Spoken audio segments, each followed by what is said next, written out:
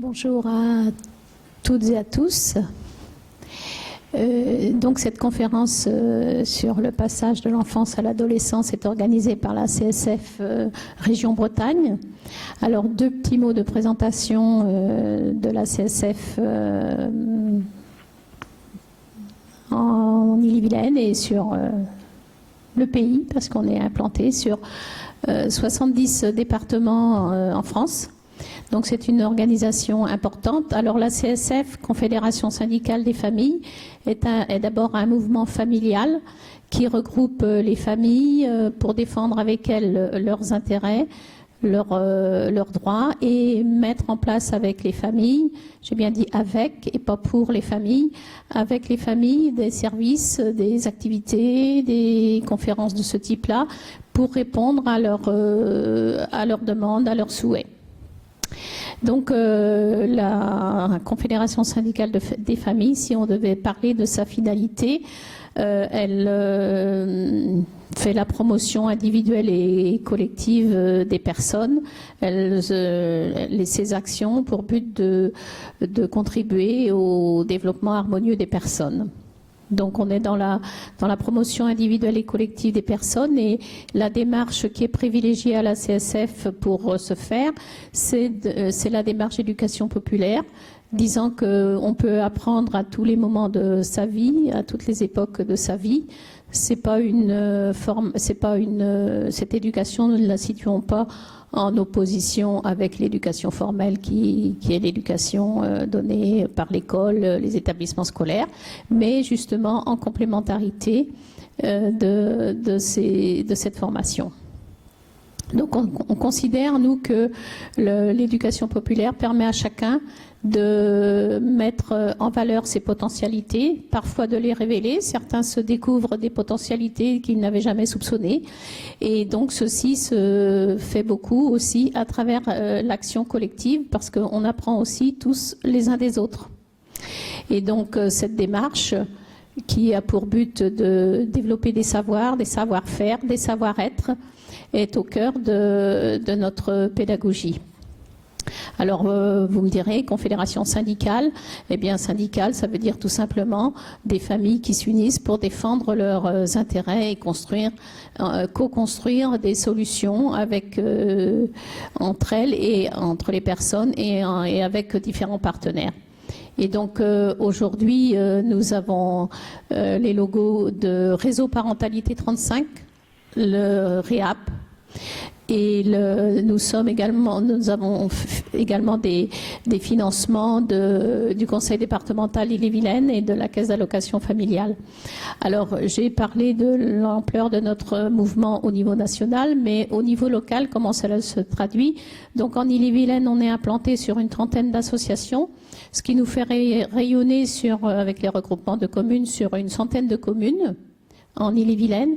Et donc, on a la plupart le cœur de l'action de nos associations, c'est surtout la gestion, l'organisation, la mise en place avec les familles de services pour les enfants, notamment par les accueils de loisirs, la gestion des temps libres des enfants.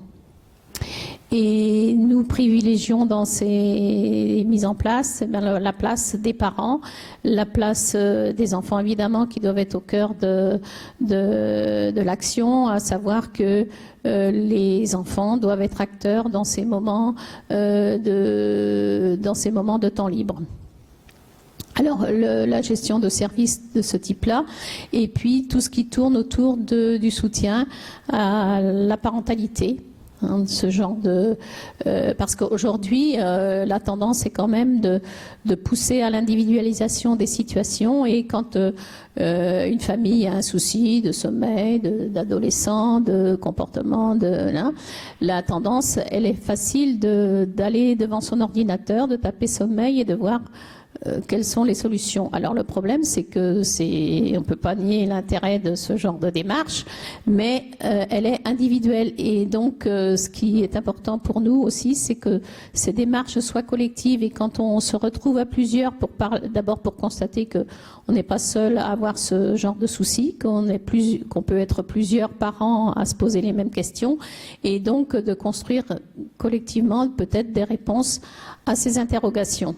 Donc voilà rapidement dit quelle est notre pédagogie à la CSF, quelles sont nos valeurs, qui reposent évidemment sur l'entraide, la solidarité, le respect des uns et des autres, la bienveillance. Toutes ces valeurs sont au cœur de nos modes d'action.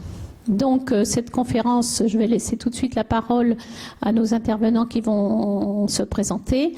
Donc le passage de l'enfance à l'adolescence, un sujet qui reste toujours et qui sera toujours d'actualité, même si les changements sociétaux peuvent mener à des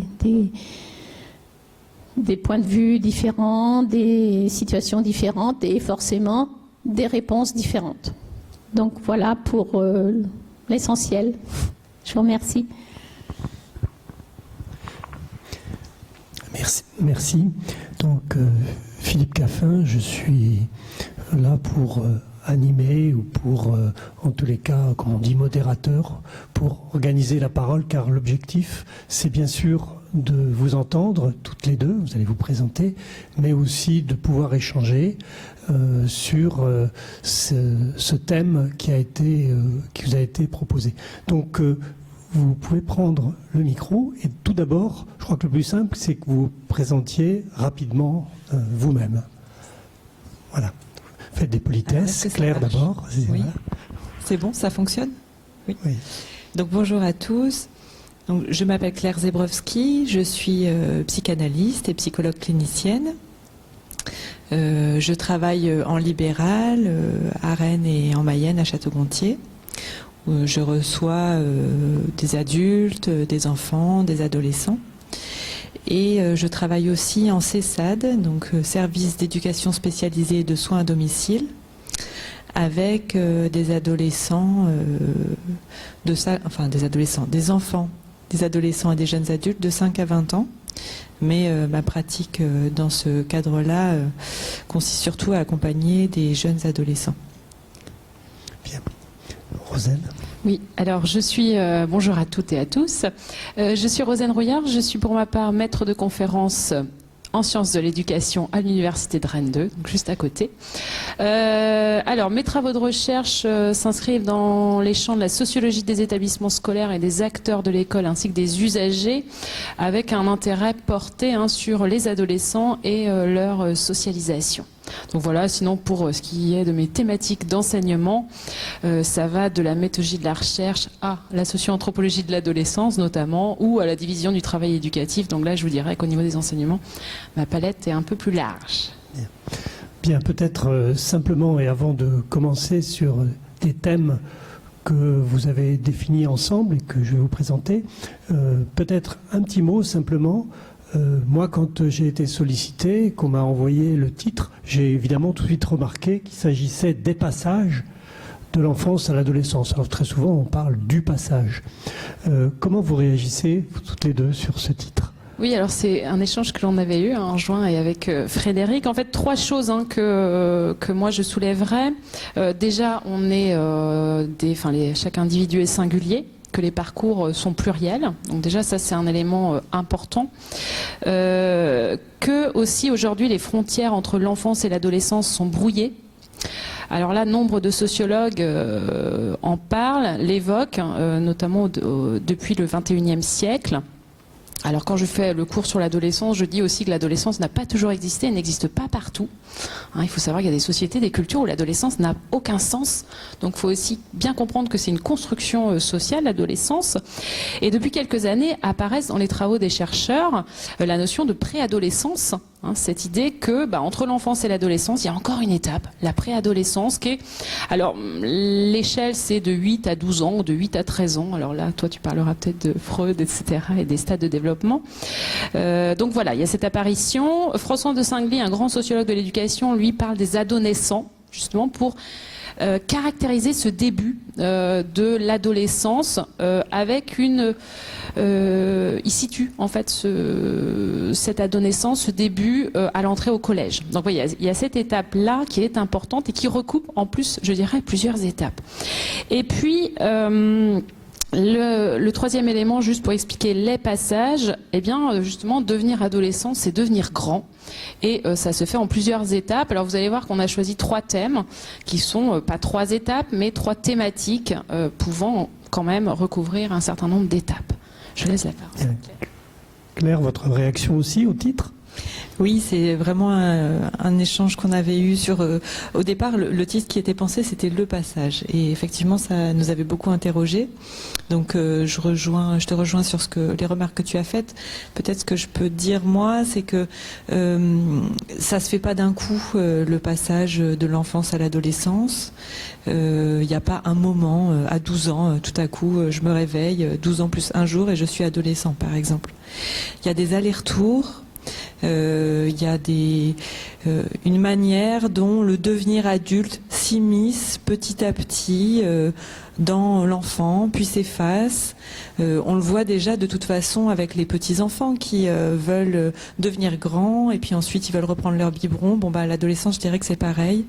Beaucoup d'adolescents témoignent par exemple d'un appétit pour des questions nouvelles, par exemple pour la question de la sexualité, on va en parler tout à l'heure, et en même temps disent très bien comment ils aiment encore jouer avec leur Lego, ils aiment passer une soirée à regarder Harry Potter même quand ils ont 18 ans. Voilà, donc les passages, parce que finalement ce sont des allers-retours avec peut-être à un moment donné pour certains quelque chose qui signe un peu un trait qui restera un trait qu'ils auront à l'âge adulte, une manière d'être dans le monde à laquelle ils peuvent un peu plus s'identifier et qui signe un peu peut-être un point d'arrêt dans ces allers-retours. Mais voilà, c'est quelque chose de très qui vacille, qui se fait par à coup, par désordre, voilà. Merci. Vous aviez, en préparant, choisi et défini 3 thèmes, donc je vais les dire tout de suite pour voir un petit peu comment ça va s'articuler. Le premier, c'est le corps et la sexualité. Le deuxième, c'est les relations à l'autre. Et le troisième, c'est le rapport aux écrans. Bon, des titres très, très génériques. On vous propose de commencer par échanger le premier. Vous allez intervenir et on pourra, après chaque thème, si vous le souhaitez, échanger. Bien évidemment, ce qui compte aussi, c'est vos réactions, vos interpellations. Et vu le nombre où on est, ça doit être assez facile de pouvoir échanger. Bien, je ne sais pas qui de vous deux commence sur le premier sujet. Donc le premier thème, le corps et la sexualité. Donc, comme il s'agit de passage au pluriel, c'est très difficile de figer quelque chose sur ces thématiques-là. Donc j'ai plutôt un peu préparé nos échanges d'aujourd'hui à travers des petits points comme ça qui m'ont semblé voilà, des petits aiguillages ou des points de réflexion. Et effectivement, on sera très heureux de pouvoir échanger avec vous sur tout ça après. Ce que je dirais d'abord, c'est que...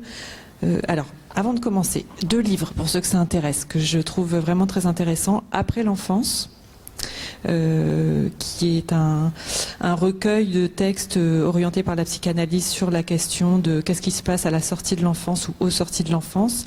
Et un autre que je n'ai pas là qui s'appelle Adolescence, sujet de désordre, qui est édité aux éditions Michel. Ce que montre bien ce livre, je trouve, c'est que effectivement, rien n'est ordonné dans la question de l'adolescence, mais je dirais rien n'est ordonné dans la question de nos vies à chacun de nous. Il n'y a pas de protocole pour exister ni pour grandir. Donc, tout se fait de manière toujours singulière. Ce qui apparaît peut-être de particulier au moment de l'adolescence, c'est effectivement les changements du corps. les changements pubertaires et une manière un peu nouvelle d'appréhender son propre corps avec la question de la sexualité qui le traverse. D'un côté, donc le corps se modifie, et de l'autre, le sujet, la personne, l'adolescent va chercher à dire ce corps qui change. Les mots ne peuvent plus être totalement les mêmes que dans l'enfance, puisque ce corps n'est plus le même. Et je dirais que ce langage nouveau qui va être trouvé va être déterminant. Comment je parle de mon corps, comment les autres en parlent, c'est très présent. Par exemple, autour de la question de l'image, j'y reviendrai après. Et c'est aussi ce qui sera sans doute en filigrane de mon intervention aujourd'hui, c'est vraiment la question du langage. Chacun aura à choisir sa formule, j'ai envie de dire. Qu'est-ce que je suis dans mon corps et comment je peux en parler, comment les autres en parlent, et ça formule aussi du côté de comment je le montre et comment on le regarde. Je dirais, je ne sais pas si vous avez vu le film Persépolis de Marjane Satrapi. Il y a une scène où Marjane raconte comment son corps a changé à l'adolescence. Je ne sais pas si vous vous rappelez de cette scène, mais vraiment, on a donc Marjane qui est dessinée, et tout à coup, on a ses seins qui explosent, puis ses pieds, puis son nez, puis un énorme bouton. Et en fait, c'est montré de manière assez caricaturale, mais c'est assez parlant aussi, je trouve, sur la manière dont les bouleversements du corps peuvent faire effraction pour un sujet. Par exemple, l'arrivée des règles pour telle jeune fille qui, pour une raison ou pour une autre, se retrouve tout à coup face à ce qui se passe de manière intime, à quelque chose qui déborde de son corps et qu'elle n'a pas vu venir ou qu'elle n'a pas senti arriver, et sur laquelle elle ne peut pas, par exemple, mettre de mots, parce qu'elle n'en a pas parlé avec ses parents, ou peut-être qu'ils lui en ont parlé mais qu'elle ne peut pas en parler. Qu'est-ce qu'elle va faire de ça ? Ce qui fait effraction, c'est que quelque chose sort d'un corps qui était plutôt figé dans une image ou dans un vécu, je vais le dire un peu rapidement comme ça, et tout à coup, ça survient. Toujours dans la surprise, ou quasiment. Les premiers poils plus bien, même si les enfants savent que ça va arriver, les boutons d'acné, tout ça est extrêmement perturbant. Les enfants donc et les adolescents qui ont affaire à cette irruption d'un nouveau corps qui se fait par petits morceaux vont devoir faire quelque chose de cette étrangeté. C'est-à-dire que tout à coup, ce qui était à peu près, on va dire, identifié de mon image, me devient étrange. Je ne suis plus exactement celui que j'ai été, même si encore une fois, ça n'a jamais figé, mais il y a quand même quelque chose qui arrive, qui est totalement inédit par rapport à ce qui a précédé. Ce que je voudrais dire sur les passages, ce que je disais tout à l'heure en introduction, c'est que ça ne se fait pas d'un coup, y compris sur ces changements du corps. Par exemple, les érections chez les petits garçons arrivent très vite. Déjà, les petits-enfants en bas âge ont affaire à voilà, leur zizi qui se dresse et ils peuvent, par exemple, si c'est des enfants que je rencontre, venir parler de ça. Ce qui change à l'adolescence de ce côté-là, c'est que tout à coup, ce corps, par exemple cet organe qui se dresse, n'est plus seulement un objet qui appartient à soi et avec lequel on se débrouille comme on peut, mais c'est aussi un objet, une partie du corps qui va entrer dans la dimension de la sexualité, c'est-à-dire dans la dimension d'une rencontre avec un autre, éventuellement sur le mode de comment est-ce que ça va se passer, ma première fois, ma première relation sexuelle va se passer. Il y a peut-être quelque chose qu'on appellerait un peu c'est un peu agressif peut-être comme terme, mais de l'auto-érotisme, c'est-à-dire la satisfaction que j'ai avec mon propre corps. Par exemple, l'enfant qui suce son pouce, c'est déjà une satisfaction. Le petit zizi qui se dresse pour un enfant de 8 ans, c'est déjà une forme de satisfaction, même si elle est un peu étrange, quelque chose de l'auto-érotisme, c'est-à-dire je me satisfais de mon propre corps un peu fermé sur lui-même, vers un hétéro-érotisme avec la question de la sexualité. Comment est-ce que ma satisfaction, ou on pourrait même dire ma jouissance, va pouvoir passer dans une rencontre avec un autre, éventuellement, quand se pose la question de la rencontre avec un autre. Tout ça toujours dans un aller-retour, puisqu'il y a aussi tout un tas de pratiques, comme l'onanisme par exemple, que les jeunes font, et d'ailleurs tout un chacun peut faire tout seul. Mais à la question de l'adolescence, il y a quand même ce mouvement vers l'autre qui va faire circuler la question de la sexualité, et on en revient donc à la question aussi du langage, dans une rencontre aussi avec des mots avec un autre, et donc des corps. La grande question de l'adolescence, c'est quand même, me semble-t-il, comment ça va se passer ma première fois. Comment ça va se passer? Et donc avec tout son caractère d'angoisse aussi, face à cet inconnu. Donc il y a l'inconnu du corps qui se réveille autrement, et il y a aussi l'inconnu de qu'est-ce que je vais faire de ce corps dans le lien à l'autre, et éventuellement dans la rencontre amoureuse quand il s'agit de ça. Sur ce point, la psychanalyse a beaucoup... il y a beaucoup de littérature sur la question du sexuel qui fait horreur aussi, avec un point d'horreur. Il y a quelque chose, mais ça je pense que chacun peut se le représenter, dans la question de la sexualité, que je veux savoir et qu'à la fois je ne veux pas savoir. Je vais prendre par exemple l'exemple de la sexualité parentale pour les enfants et pour les adolescents. C'est présent dans l'enfance, mais c'est aussi souvent présent à l'adolescence. Je veux savoir quelque chose sur la sexualité, mais je ne veux pas savoir que mes parents ont une sexualité, par exemple. Eh bien, en ce qui concerne la sexualité, qui concerne le sujet lui-même, c'est-à-dire l'adolescent, il y a un « je veux savoir », par exemple comment ça marche, comment ça se passe, et en même temps, j'ai très peur de savoir. Je ne veux pas trop savoir, et donc éventuellement je me replie dans tout un tas de pratiques dont peut-être on parlera après. Ce que je voudrais dire aussi sur ce point-là, vous me direz si je suis trop longue. Encore 2 minutes et puis d'accord. Passe la parole à...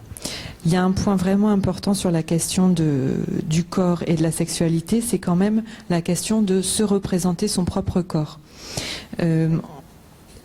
Le pouvoir se représenter une image de son corps, par exemple quand je suis devant un miroir, c'est quelque chose qui n'est pas inné. Bon, on voit ça par exemple, il y a un stade du miroir qui est devenu un stade très célèbre en psychanalyse, le moment, mais là encore c'est plusieurs moments où l'enfant peut se voir dans un miroir et se dire c'est moi. Je le fais rapidement, mais c'est un peu ça.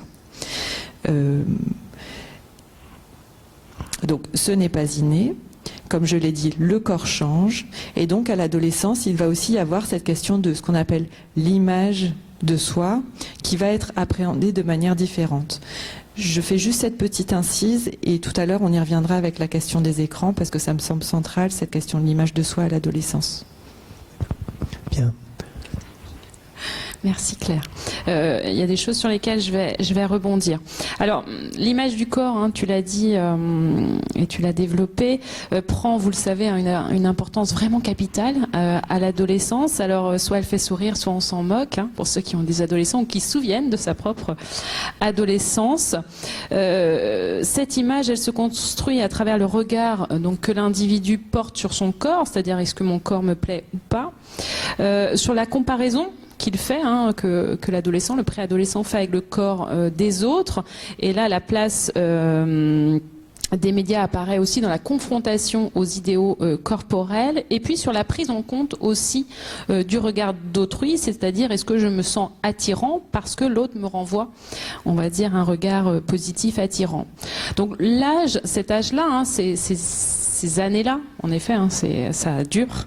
Le corps est très investi comme présentation de soi à autrui, et le corps, il arrive qu'il soit surinvesti. Alors c'est là surinvesti comme marqueur identitaire, donc on peut voir arriver les tatouages ou les demandes de tatouages, de piercing, et aussi le style vestimentaire. L'objectif, c'est de prendre le contrôle de soi, avec cette volonté de se singulariser, son corps et de s'en emparer. Alors, c'est vrai que c'est un thème large, donc j'ai choisi pour ma part 2 entrées, à savoir les pratiques vestimentaires et la pornographie, pour comprendre justement une partie de ce processus que j'appelle ici devenir adolescent, devenir grand. Alors, les pratiques vestimentaires, ça a une place fondamentale, hein, vous le savez, chez les adolescents. C'est la première étape dans la prise d'autonomie et de décision. Hein, c'est le moment où maman ou papa ne choisissent plus les vêtements pour moi, hein, où je choisis moi-même mes vêtements. Donc, c'est vraiment une forme de première appropriation du corps avec un rôle identificatoire. Pour l'adolescent ou pour le préadolescent, c'est je m'habille, donc je suis. Donc, ça a vraiment une place fondamentale et il faut vraiment les accompagner, je le dirais, à cela sans se moquer, ce qui est parfois, j'en conviens, difficile quand on est adulte. Alors le vêtement a 2 positions, hein, en tout cas dans les écrits en sociologie. La première, c'est le vêtement comme désir à l'âge de la puberté, pardon.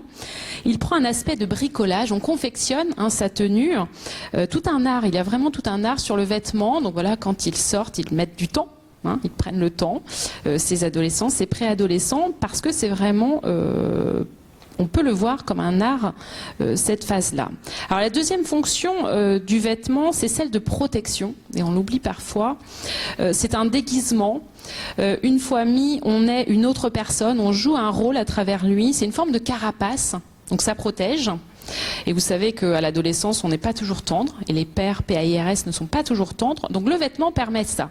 Et s'habiller comme son copain ou sa copine, c'est éviter toutes les remarques, les insultes, parfois les injures. Donc cette carapace, ce costume, hein, certains sociologues parlent même de costume. Alors justement, cette place du vêtement, c'est pour appartenir au groupe de pairs, puisque l'important à l'adolescence, c'est d'appartenir à ce groupe, dans la mesure où s'individualiser, enfin devenir un individu plus précisément, c'est s'éloigner des parents et s'éloigner des adultes. Donc le nous générationnel, c'est faire partie de ce groupe adolescent et donc faire comme ses copains, comme ses copines. Et ça passe en effet souvent ou en partie par le style vestimentaire. Alors ce qui est paradoxal, c'est que les adolescents essaient et ont cette volonté, cet objectif de montrer leurs différences tout en appartenant à ce groupe identique. Et là, pour avoir mené des entretiens l'année dernière, au printemps dernier, avec des élèves en classe de 5e, quand on leur pose la question, alors la mode au collège, etc., donc ils savent très bien nous la décrire, hein, avec les jeunes femmes, notamment les filles, qui nous disent, voilà, vous voyez, c'est la petite veste en jean, jusque là, jusque la taille, donc vous voyez, il ne faut pas qu'elle soit trop longue. Le jean, on met pas de jogging au collège, quoi, c'est pas possible. Vous savez, il y a eu la mode, et je ne sais pas si c'est toujours, parce que je suis pas retournée là en septembre, mais la cheville découverte, hein, voilà, ça c'était, on se dit, waouh, quand il fait froid, ça doit être dur. C'est la mode, donc c'est le style vestimentaire. Et quand on leur pose la question, alors vous vous habillez de la même façon? Ah non. C'est-à-dire que devant vous, vous avez 3, et j'avais pour le coup 3 ou 4 adolescents, ils avaient tous des sweats avec la grosse marque là, mais non, ils ne s'habillent pas de la même façon. Les baskets, à part les marques qui changent, vous allez me dire, ils étaient habillés vraiment de la même façon. En fait, c'est ce sentiment de se sentir singulier, unique, mais nous, le regard que l'on a, c'est oui, ils sont tous identiques, parce qu'ils forment un nous générationnel. Alors c'est aussi la distinction que l'on fait entre la préadolescence et l'adolescence. Ce passage, la préadolescence, c'est ce nous, faire nous, ce nous générationnel, et on passe au je à l'adolescence, d'où un processus d'individualisation. Alors, quand on va plus loin dans les travaux de recherche, les distinctions que l'on peut voir entre les filles et les garçons, les filles, il y a quand même cette plus difficile appropriation d'un style. Le style est plus marqué chez les garçons, avec ces normes quand même de la virilité qui sont encore présents. Les filles, en revanche, doivent mettre en valeur leur corps, mais pas trop, ne pas tomber dans la provocation. Donc ça, elles savent bien aussi nous le décrire et le dire. Alors le choix, juste pour finir sur les vêtements, le choix de ses propres vêtements montre la volonté de s'identifier, donc à un autre groupe culturel que celui de la famille. C'est vraiment une façon de prendre de la distance aussi avec les plus petits. Et quand on interroge les 6e, ils disent bien que leur garde-robe a changé à l'entrée en 6e. Les parents, souvent, les accompagnent à changer parce que les parents anticipent aussi d'éventuelles moqueries. Donc ça, ils savent aussi très bien le dire, et ça veut dire s'éloigner de vêtements jugés enfantins, notamment. Alors pour ce qui est de la pornographie, Alors, vous dire que la sexualité les questionne, mais ça avant l'adolescence. En fait, les entretiens que nous avons menés, donc moi et j'avais 3 étudiantes avec moi, on formait notre petite équipe de recherche. Donc cette recherche portait sur les pratiques numériques des adolescents, donc en classe de 5e. Donc je reviendrai sur des éléments plus précis dans la partie sur les écrans. Et lors de nos entretiens, la sexualité est très vite venue, voilà, pendant l'échange. Et surtout la pornographie. Et il y a une vraie assimilation, alors vous allez me dire malheureuse, entre la sexualité et la pornographie chez les élèves en classe de 5e, en tout cas ceux nous avons interrogés, surtout chez les garçons. C'est-à-dire pour eux, ça ne forme qu'un. C'est le monde, sexualité, pornographie ne font qu'un. Alors, en fait, c'est venu très vite parce que quand on leur demande est-ce que vous regardez des choses qui sont interdites aux moins de 18 ans, et la recherche portait plus particulièrement sur les jeux vidéo. Donc moi, naïvement, je me suis dit ils vont me parler de contenu violent. Et très vite, c'est venu sur la pornographie. Vous voyez, voilà, la recherche, c'est aussi ça. Hein, on découvre des choses qui n'étaient pas forcément attendues. Alors les garçons, tous ceux qu'on a interrogés, donc ça représente à peu près une trentaine, parlent de sites pornographiques, de photos pornographiques, avec cette capacité à savoir effacer leur historique, et ils savent bien le faire et le dire que voilà, ils le font parce qu'ils savent que les parents vont regarder. Donc pour un peu qu'il y a un camarade qui dit « moi je l'ai pas fait, je me suis fait prendre par ma maman », le camarade engueule son copain en disant mais quand même, tout le monde sait, il faut effacer l'historique, quoi. Donc ça, ils savent très bien le faire. Les premières fois de découverte de contenu pornographique, ils le disent le faire entre copains. Voilà, on fait chez l'autre. Il y a aussi cette protection-là de ne pas être dans le cercle familial. Alors juste, je ne sais pas si j'ai le temps du coup, Philippe, pas trop. Hein. Juste vous dire, vous lire un extrait d'entretien, juste parce que voilà, je trouve que ça illustre un petit peu mieux ce que je veux dire. Alors ces 2 garçons que j'ai interviewés donc en classe de 5e. Alors il y en a un qui me dit en fait tout le monde a fait ça. Donc regarder des sites interdits aux moins de 18 ans, pornographiques.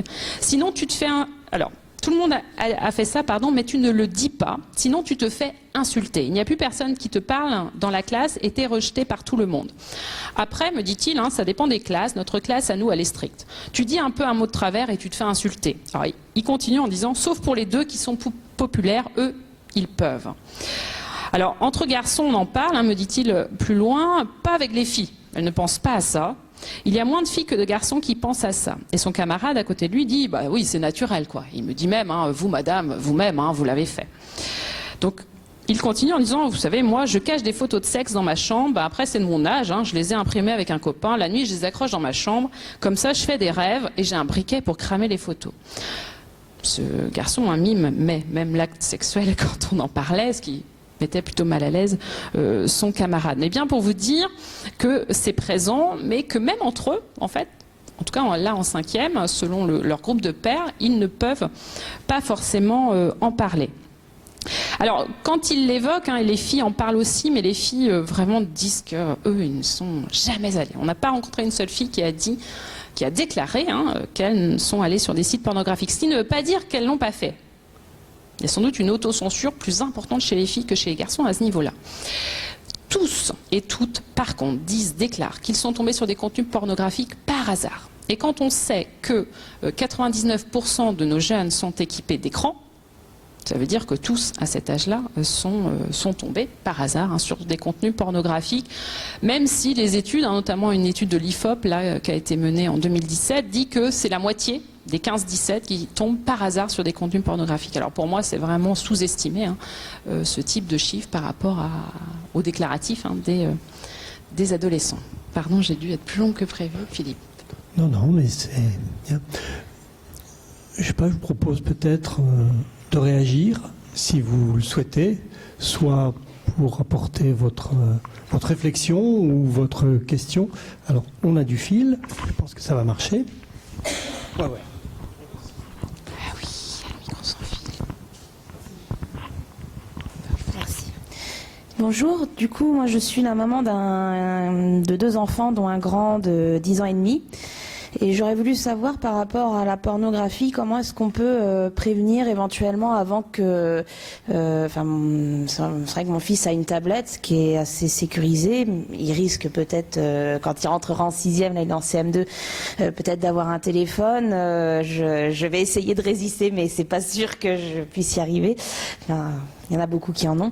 Et du coup, j'aurais voulu savoir en termes de prévention, en termes de dialogue, comment est-ce qu'on peut en parler, comment est-ce qu'on peut le prévenir qu'il peut éventuellement tomber sur des contenus qui sont pas de son âge, qui sont pas appropriés. Comment est-ce qu'on peut aborder le sujet, est-ce qu'on peut éventuellement l'éviter, ce qui malheureusement me semble difficile. Donc je sais pas comment est-ce qu'on peut aborder la chose en fait.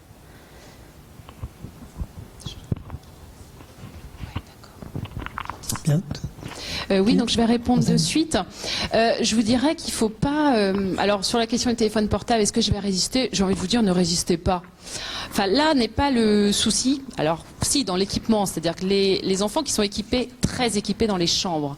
Alors ça, pour moi, c'est très problématique. Il y a une vraie culture de la chambre autour du numérique. Alors ça, il faut vraiment éviter les équipements numériques. Et les ados savent très bien nous dire toutes les tactiques qu'ils mettent en place pour rallumer la tablette et le téléphone. Et donc, ils se couchent à 2-3 heures. Les enfants dont les parents n'autorisent pas tout écran dans la chambre ne s'en portent pas plus mal et apprécient ce type de règles. Ils disent moi au moins je suis reposée quoi. Et quand on leur pose la question de l'interdiction du portable au collège, moi je me suis dit en les interrogeant au printemps, ils vont râler quoi. Ah toujours les règles. Eh ben non. 100% des élèves interrogés nous disent c'est bien. Au moins on parle entre nous. Sinon on serait sur notre écran et on parlerait pas entre nous. Alors sur la question des contenus pornographiques, oui, de toute façon, mais même nous, les fenêtres pop-up qui arrivent, vous voyez, les contenus, ça arrive même pour nous. Et on se dit, mais punaise, qu'est-ce que ça... Enfin, vous voyez, quand je fais cours, parfois, il y a des fenêtres pop-up qui arrivent. Je me dis, c'est pas vrai, quoi. Vous voyez, le contenu pornographique qui arrive en plein cours en amphi, vous imaginez la scène, quoi. Bon, c'est pas top. Même le système universitaire à Rennes 2 n'arrive pas forcément à éviter ce type de fenêtre. Donc de toute façon, votre enfant va y être confronté. L'important pour moi, c'est de les accompagner. Et quand on les interroge, ils regrettent en fait que leurs parents ne leur en parlent pas. Et bien dire que la pornographie, c'est pas la sexualité. Et donner juste un exemple d'un extrait d'entretien avec un jeune homme qui dit par exemple, moi je regarde la série Les Vikings ou Game of Thrones avec ma mère, il y a du sexe, elle me gâche tout. Et vous voyez cette formule d'elle me gâche tout parce qu'elle enlève la tablette à ce moment-là, elle me cache. Alors que quand on connaît la série, en effet, c'est du sexe. Et il peut avoir de la violence faite aux femmes, mais c'est aussi échanger sur la place de la femme dans l'acte sexuel. Et ça, je crois que c'est des éléments clés. Je crois qu'il faut éviter que ça soit tabou et savoir en tant que parent peut-être les limites. C'est-à-dire dire, je peux pas aller plus loin. Vous voyez, il faut aussi se sentir à l'aise, mais il ne faut pas s'interdire et justement, il faut en parler et dire que la pornographie, c'est pas la sexualité. Et que vraiment les accompagner au maximum à dissocier les deux parce que vous voyez bien que ils y sont confrontés et que pour eux, dans leur tête, ça ne fait qu'un. Alors juste l'enquête IFOP, là, parce que c'est un chiffre quand même qui m'a marqué, que j'ai lu donc en 2017, échantillon sur 2005 personnes, sur une population âgée de 15 à 17, 73% des garçons au collège pensent que les films X ont participé à l'apprentissage de leur sexualité. Donc c'est pas rien. C'est pas rien du tout. Ils aimeraient vraiment, les enfants, échanger, mais même à l'école, j'ai envie de dire que moi qui forme les futurs, moi et mes collègues, évidemment je ne suis pas la seule à former les futurs professionnels de l'éducation, waouh, je dis à mes étudiants, mais il ne faut pas que ça soit tabou, la sexualité, l'apprentissage. Et dès la maternelle, c'est l'apprentissage du corps qu'il faut vraiment accompagner. Donc en tant que parent, vraiment, vous ne pourrez pas l'éviter. Donc accompagner, parlez-en. Voilà, quand il le souhaite, si l'enfant dit, bon non, j'ai pas envie d'en parler avec toi, peut-être le papa, peut-être le grand frère. Les aînés ont un rôle très important à ce niveau-là. Ah, il est l'aîné, donc ça sera à vous de le faire. Ça verra aux autres. Mais faut en parler, je dirais. C'est toujours facile les prescriptions, mais. Oui, Claire.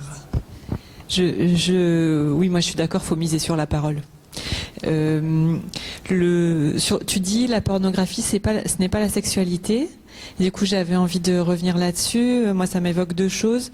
Effectivement, dans la pornographie, c'est quand même des scènes où ça fonctionne, quoi. Il n'y a pas le choix que de jouir. De toute façon, ça jouit dans tous les sens. La femme, elle jouit à chaque fois. L'homme, il tient super longtemps. Ça marche, quoi. Ça fonctionne. C'est mécanique, voilà. Et du coup, oui, ce n'est pas la sexualité au sens où quand même la sexualité, ça a affaire au ratage. Je disais tout à l'heure, la question des ados, c'est bon, comment ça va se passer ma première fois? Ils pressentent bien qu'il y a quelque chose qui va être de l'ordre d'une perte au moment de la rencontre sexuelle avec un autre, et aussi d'un gain, hein, parce qu'il y a un gain à la rencontre, etc. Mais il y a de toute façon quelque chose, il va y avoir un écart énorme entre l'idéal et l'expérience. Et la pornographie fait complètement l'impasse là-dessus. Et deuxième point, ce que je voulais dire aussi, c'est la sexualité n'est pas la sexualité. Je vais illustrer ça. Un jeune adolescent de 13 ans me raconte que il s'est fait engueuler par ses parents parce que ils ont découvert qu'il avait visionné des contenus pornographiques sur Internet, effectivement le soir dans sa chambre à l'insu de tout le monde. Donc les parents l'ont réprimandé, etc. Bon, en essayant d'en parler, bon, ils s'y sont plutôt bien pris.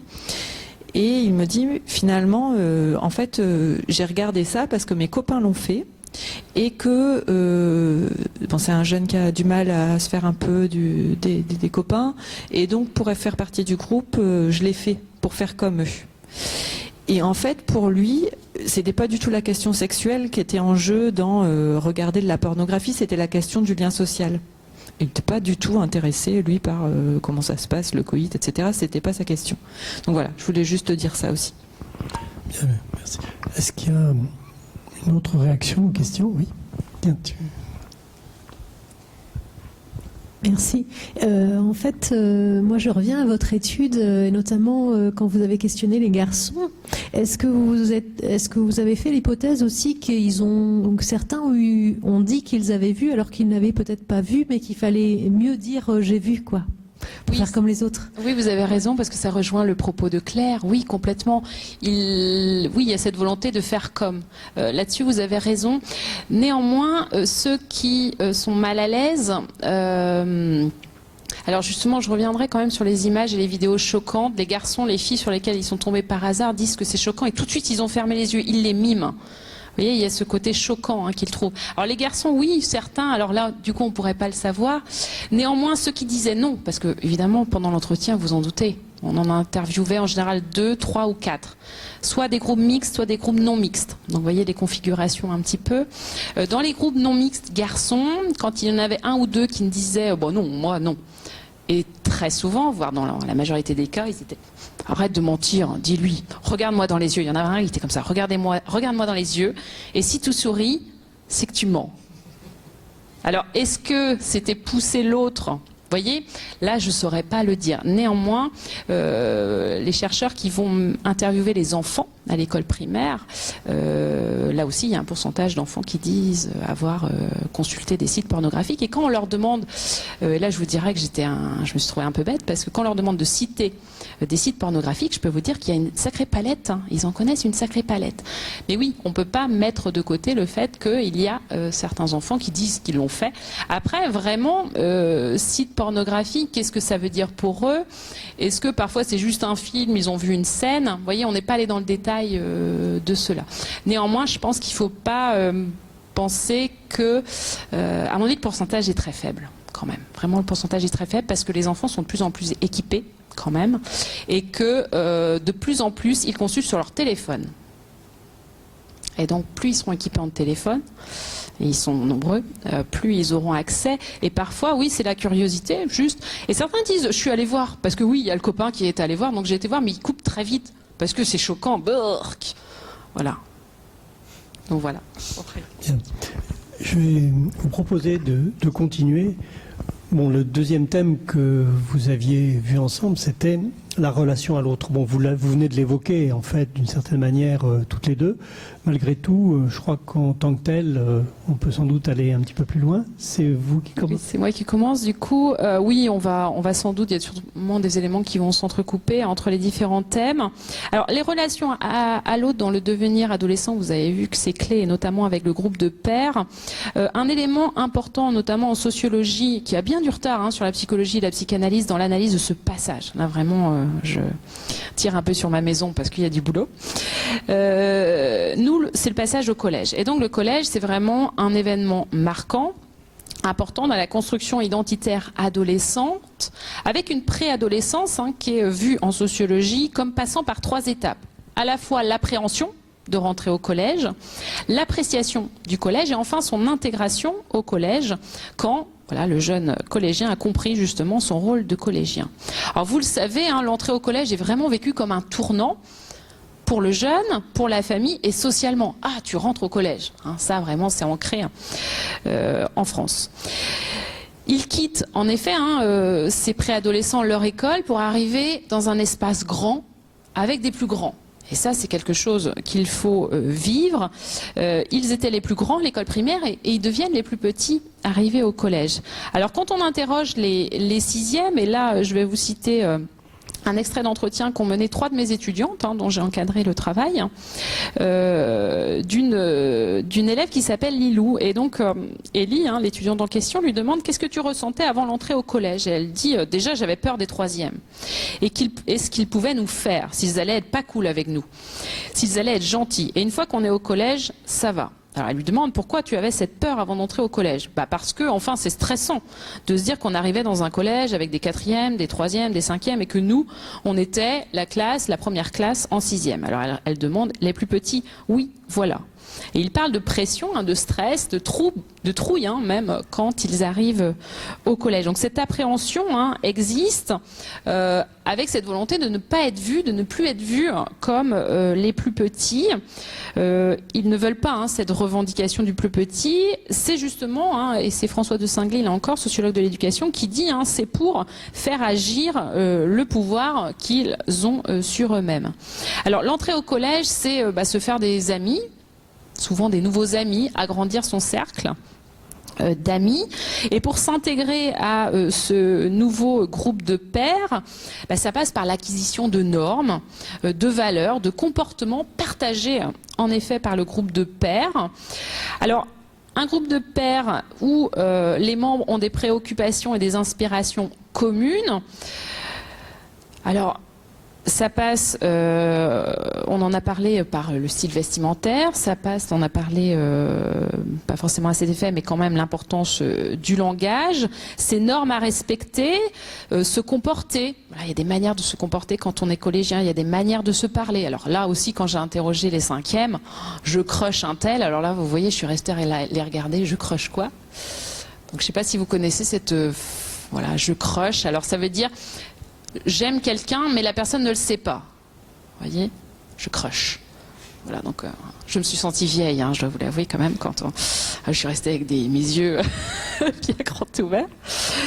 Ils ont leur langage. Alors, ce qui m'a surpris aussi en interrogeant les adolescents là au printemps dernier, ce sont les filles qui, entre elles, s'inventent leur propre langage. Et par exemple, pour désigner un tel, ils vont dire « Ah, c'est orange ». Alors moi je disais, mais c'est quelqu'un qui a les cheveux roux, vous voyez, très naïvement, très bêtement. Ah non, pas du tout, ça n'a rien à voir. Sans doute dans la circonstance, il y a un mot qui est venu. Et donc ils créent leur propre langage. Et ça agace beaucoup les garçons qui ne comprennent rien au langage des filles. Donc ça, c'est aussi, vous voyez, faire partie d'un groupe, ce nous générationnel et ce nous filles, puisqu'il y a une distinction qui se creuse aussi entre les filles et les garçons. Les jeux. Alors les jeux, ils nous en parlent. Juste cet extrait d'entretien, toujours issu de l'enquête menée auprès des 6e. Camille qui dit, si moi j'aime bien jouer en dehors du collège, on est quand même eux. Il y a des plus grands et il faut quand même qu'on se dise qu'on peut jouer à ça en dehors du collège, mais pas à l'intérieur parce que ça serait déjà la honte de jouer devant les plus grands. L'abandon des jeux dits enfantins, des jeux où on court. Les jeux au chat, par exemple, on ne le fait plus au collège. Là, c'est trop la honte, quoi. la teon comme ils nous disent. Il y a des jeux vraiment, ils s'interdisent d'y jouer. C'est quitter le monde de l'enfance qui les rendrait immatures, évidemment, à l'image des pères. Se distancier des normes infantiles, se distancier des normes et des adultes, par le langage, par les jeux, etc., en adoptant justement de nouvelles façons de s'intégrer à leur groupe de pairs. Alors pour revenir simplement sur les filles et les garçons, on constate en 6e, 5e qu'il y a une relation plus clivée entre les garçons et les filles. Ils ne jouent plus entre eux et ils le disent, voilà, extrait d'entretien là encore, oui bah déjà avec les gars maintenant, on est chacun de notre côté, enfin on les voit plus. Donc ça, il y a vraiment en 6e, 5e, quand on les observe, on observe ça très bien. Donc ce passage, en CM2, on pouvait jouer avec ses copains, 6e, 5e. Non, on est entre copines, on est entre copains. Alors juste, je terminerai là-dessus sur la relation à l'autre, le regard des adultes, parce que je suppose que ça vous intéresse. L'acquisition d'une identité nouvelle se fait juste à 3 niveaux, c'est-à-dire le premier, quand les enfants se reconnaissent eux-mêmes une nouvelle identité. Le second niveau, c'est la reconnaissance de leur nouvelle identité par le groupe de pairs. Se sentir adolescent, mais être adolescent dans le regard de l'autre. Et enfin, le dernier niveau, ce sont les adultes proches de l'enfant quand ils lui reconnaissent sa nouvelle identité. Et là aussi, dans l'accompagnement des adultes, il est important d'accompagner ce devenir adolescent. Et notamment cet extrait d'entretien avec une jeune fille qui dit, ma mère, elle me dit, ouais, Camille, arrête tes crises d'ado et tout. Et la jeune dit, alors que je ne suis même pas une pré-ado. Et donc, elle est un peu en conflit avec sa maman qui, voilà, en plus lui renvoie le terme de crise d'adolescent, qu'il vaut mieux éviter, enfin vraiment c'est les termes qu'il vaut mieux éviter d'avoir en face de l'adolescent, parce qu'ils vont essayer de s'y coller justement à ce que vous allez leur dire. Et donc, ils tiennent vraiment, ils font attention à ce que disent les adultes et à ce que disent leurs parents. Alors, cet autre extrait d'entretien où cette jeune fille dit moi, ma maman, en arrivant au collège, elle m'avait dit, de toute façon, tu vas devenir une adolescente. Et ça passe par, changer de garde-robe, etc. Mais elle s'est sentie préparée et elle n'a pas eu le terme, par exemple, de crise d'ado, etc. Donc juste, voilà, je ne vais pas en dire plus. Merci. Voilà, Claire. Merci. Alors, je vais rebondir tout de suite sur la question du langage parce que je trouve ça vraiment, vraiment drôle. En fait, c'est vraiment une poétique de l'adolescence. Alors moi, j'ai relevé d'autres mots. Elle est bégette. Donc ça veut dire qu'elle est belle gosse, quoi. C'est une belle nana. Être au calme, ça veut dire être posé, quoi. Il est charreau, celui-là. Celui-là, il est charreau.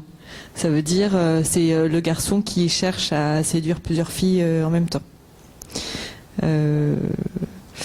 Voilà, des petits mots comme ça. Ce que je trouve vraiment intéressant, c'est que le langage adolescent, donc cette invention de mots, fonctionne vraiment comme un trait d'identification partagé, tu le relevais, entre, alors qui fait un peu ségrégation filles-garçons, mais aussi ségrégation ado-adulte. C'est-à-dire que les ados sont plus compris par les adultes. C'est ce à quoi tu as à faire, moi aussi, et vous aussi si vous avez des ados. Et donc c'est vraiment pas seulement un jeu sur la langue, un effet de mode, mais c'est vraiment trouver une consistance dans la langue pour se créer une identité et pour se nommer. Tout à l'heure, je parlais de nommer son corps. C'est aussi ça, un nouveau corps et donc des nouveaux mots. Et donc aussi un nouveau rapport au savoir et donc des nouveaux mots. Ça passe par la langue.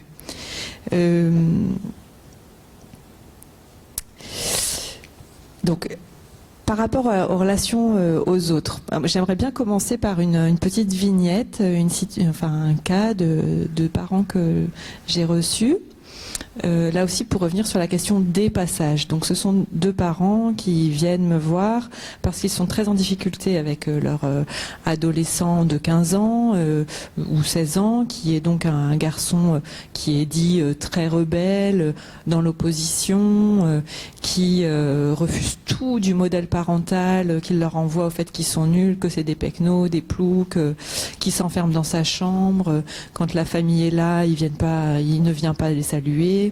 Donc vraiment dans le refus en bloc, la nourriture c'est dégueulasse, vraiment conflit familial très très rude pour tout le monde.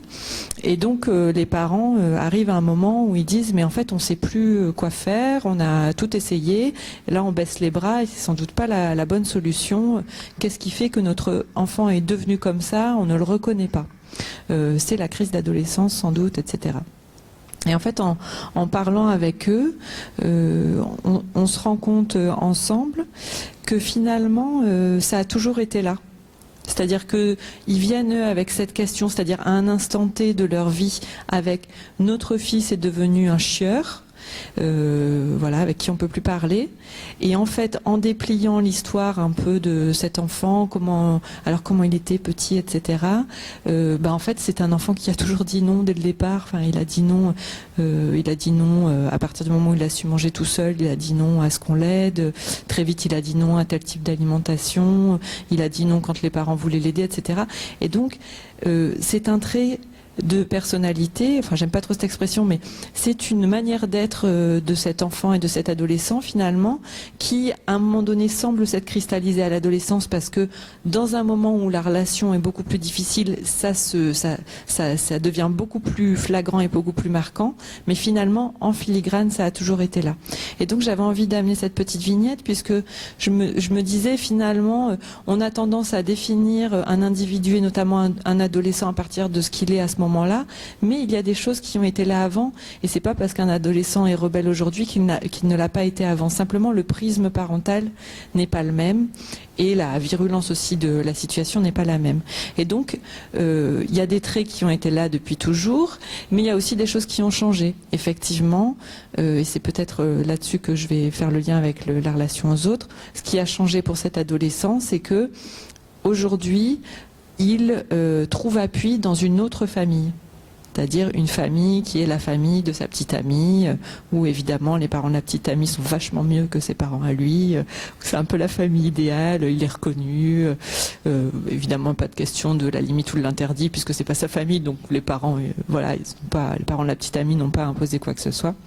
Donc trouve recours à un autre circuit pour expérimenter ce qu'il est et la période dans laquelle il est. Et donc se pose aussi pour les parents la question de accepter que leur enfant en passe par un autre.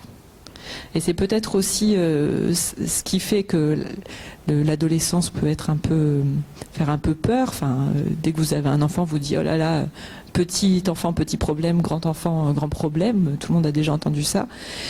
Il y a déjà un imaginaire de l'adolescence qu'on projette, et donc très souvent on se dit il entre dans l'adolescence donc ça va être difficile. Mais en fait non, c'est pas tellement ça la question. C'est pas faux, mais c'est pas exactement ça.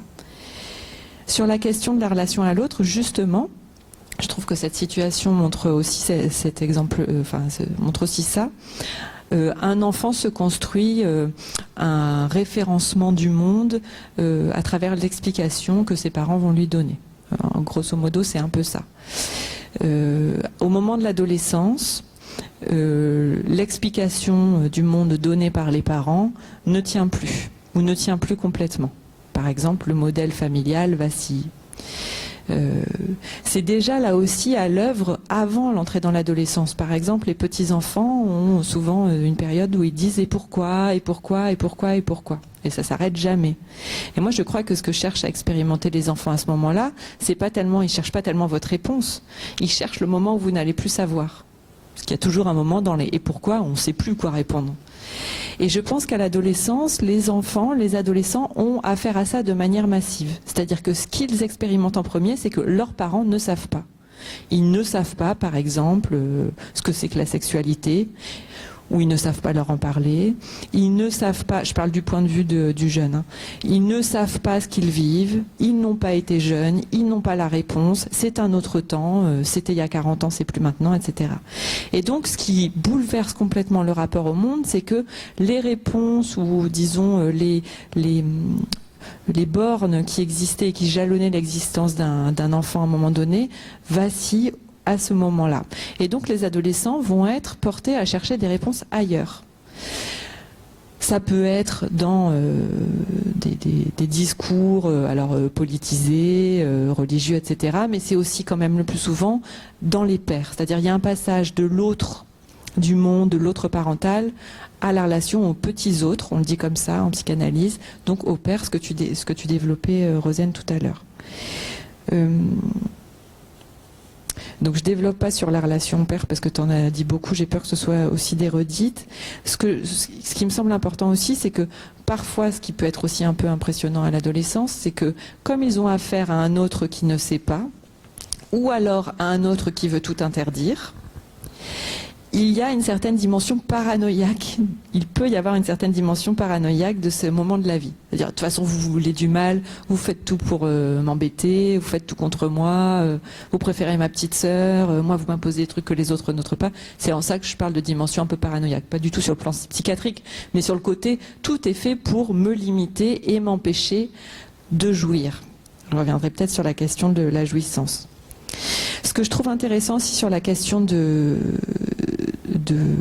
l'adresse à l'autre, c'est que il y a la question de la confiance, elle est centrale à l'adolescence. Moi, je le vois beaucoup avec les ados que je reçois, c'est-à-dire que là, encore avant-hier, un jeune me disait, mais en fait, je ne peux parler à quelqu'un que si je suis sûr qu'il va me croire.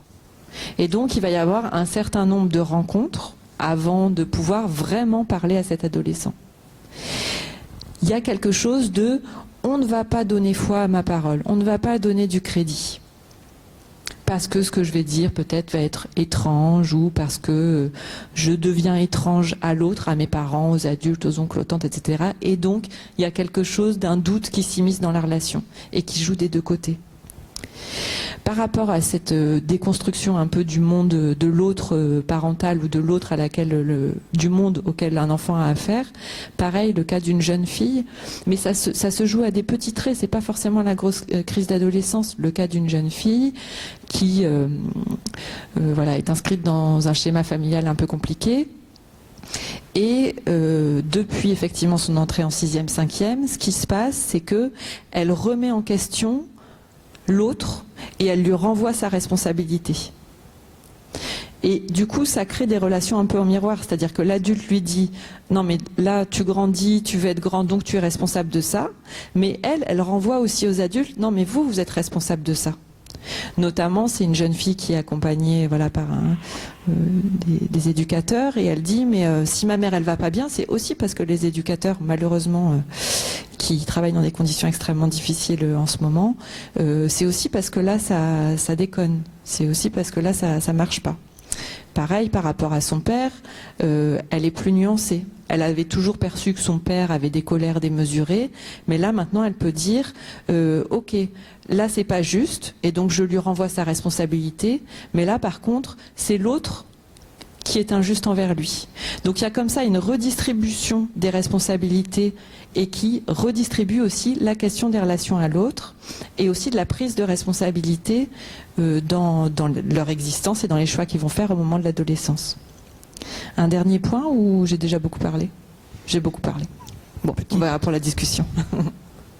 Non, je pense que si déjà on peut se retourner, si vous avez quelque chose à dire, c'est vrai que entre le langage, l'identité, tout ce que vous venez de redire, la reconnaissance, la relation à l'autre, je ne sais pas, est-ce qu'il n'y a pas d'abord des réactions ou questions?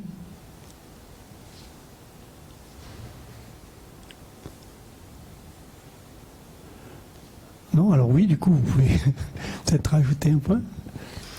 Peut-être sur la question, tout à l'heure, Rosane, tu disais, il y a un paradoxe, à la fois c'est tous pareils, mais tous singuliers. Enfin, je leur dis comme ça, c'est pas comme ça que tu l'as dit. Et je sais pas, c'est quelque chose, vous devez l'avoir perçu aussi, sans doute. Moi aussi, ça me marque beaucoup. Pareil, j'ai animé un groupe avec des adolescentes et je leur dis, mais comment vous choisissez vos vêtements le matin? Et donc elles me disent tous, oh l'arrache, je suis pas réveillée, je suis dans le coltard et tout, non vas-y je me maquille vite fait et tout, t'as vu je suis coiffée n'importe comment. Bon effectivement en fait elles étaient toutes hyper plutôt nickel, ouais. Et du coup, alors moi je veux bien réfléchir à ça avec vous parce que ça m'interpelle. Effectivement, il y en a une qui a dit ouais, mais en fait on veut toujours, on se cherche son propre style, mais en même temps on veut être reconnu par les autres et on veut pas trop être regardé non plus. Et moi ça m'interroge. Je me dis est-ce que Est-ce qu'il y a quelque chose où elles perçoivent pas quels sont l'effet d'une mode qui fait qu'elles s'habillent toutes pareilles? Enfin, je sais pas. Je veux bien qu'on réfléchisse ensemble à cette question-là. Qu'est-ce qui fait qu'à la fois c'est tous pareils, mais en même temps je veux ma petite différence? C'est une question que j'ai. Réaction, oui.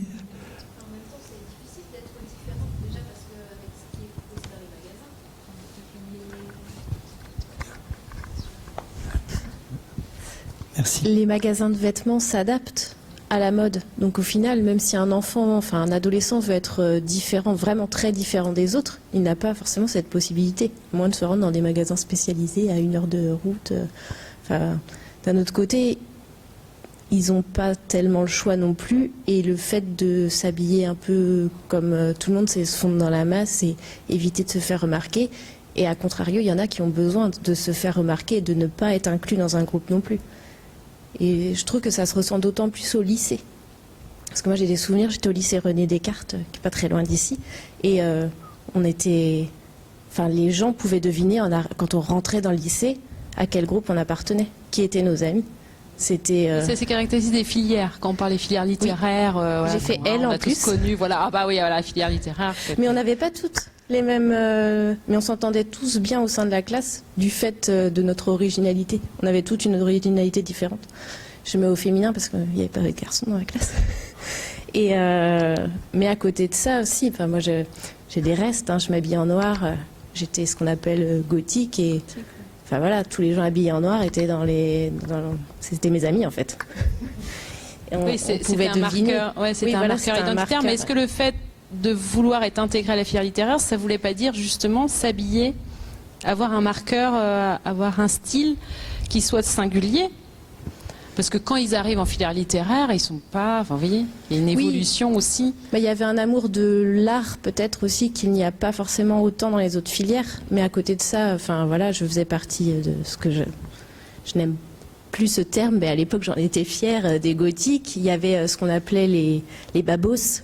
C'était ces hippies qui avaient des dreads et des grands pantalons. Il y avait les wesh. Oui, des termes que ma fille me regarderait avec les yeux révulsés maintenant, parce que j'ai une fille de 15 ans. Du coup, enfin, en dehors, chacun était dans son petit groupe, mais entre littéraires, on était assez soudés comme classe. On était que 20 en même temps, donc ça aide. Mais en dehors, une fois sortis dans les couloirs, chacun rejoignait son clan en fait. Et je ressens pas ça chez ma fille. Il y a moins de gens qui sortent du lot comme ça. Enfin, elle vient de rentrer en seconde, donc peut-être que ça ne va pas tarder. Mais oui, il faut attendre un petit peu là. Au collège, c'est plus tout le monde s'habille, voilà, en jean, pull. Et oui, effectivement, ils n'ont pas l'impression de tous être habillés pareil, alors que c'est le cas. Mais d'un autre côté, dans les magasins, on nous laisse pas trop la possibilité non plus de faire autrement. Oui, alors j'ai rencontré des jeunes quand même qui s'habillent différemment et ils en ont conscience. Et alors, bon, ceux que j'ai rencontrés sont plutôt exclus. Ils sont plutôt exclus du groupe de pairs. Ils peuvent former une entité. C'est-à-dire que j'ai, par exemple, dans une classe de 5e, il y en avait 2. Voilà, 2 jeunes filles qui avaient réussi à trouver un copain qui faisait partie aussi de leur groupe, qui se questionnait beaucoup sur sa sexualité d'ailleurs, ce garçon. Et elles assumaient complètement et elles critiquaient, elles trouvaient ça vraiment nul, le fait que leurs camarades s'habillent de la même façon. Et cette jeune fille expliquait pourquoi elle s'habillait, voilà, elle aimait bien le noir, donc elle s'habillait en noir, mais en même temps c'était son marqueur identitaire à elle. Et elle avait elle faisait partie d'une famille où voilà, c'était vraiment un style éducatif, on va dire, plus singulier aujourd'hui, dans la mesure où, vous voyez, il n'y avait aucun écran, par exemple, ce qui paraît assez... vous voyez, la télévision, elle avait jamais vu de sa vie. Et donc nous on regarde, on se dit waouh, ça existe encore.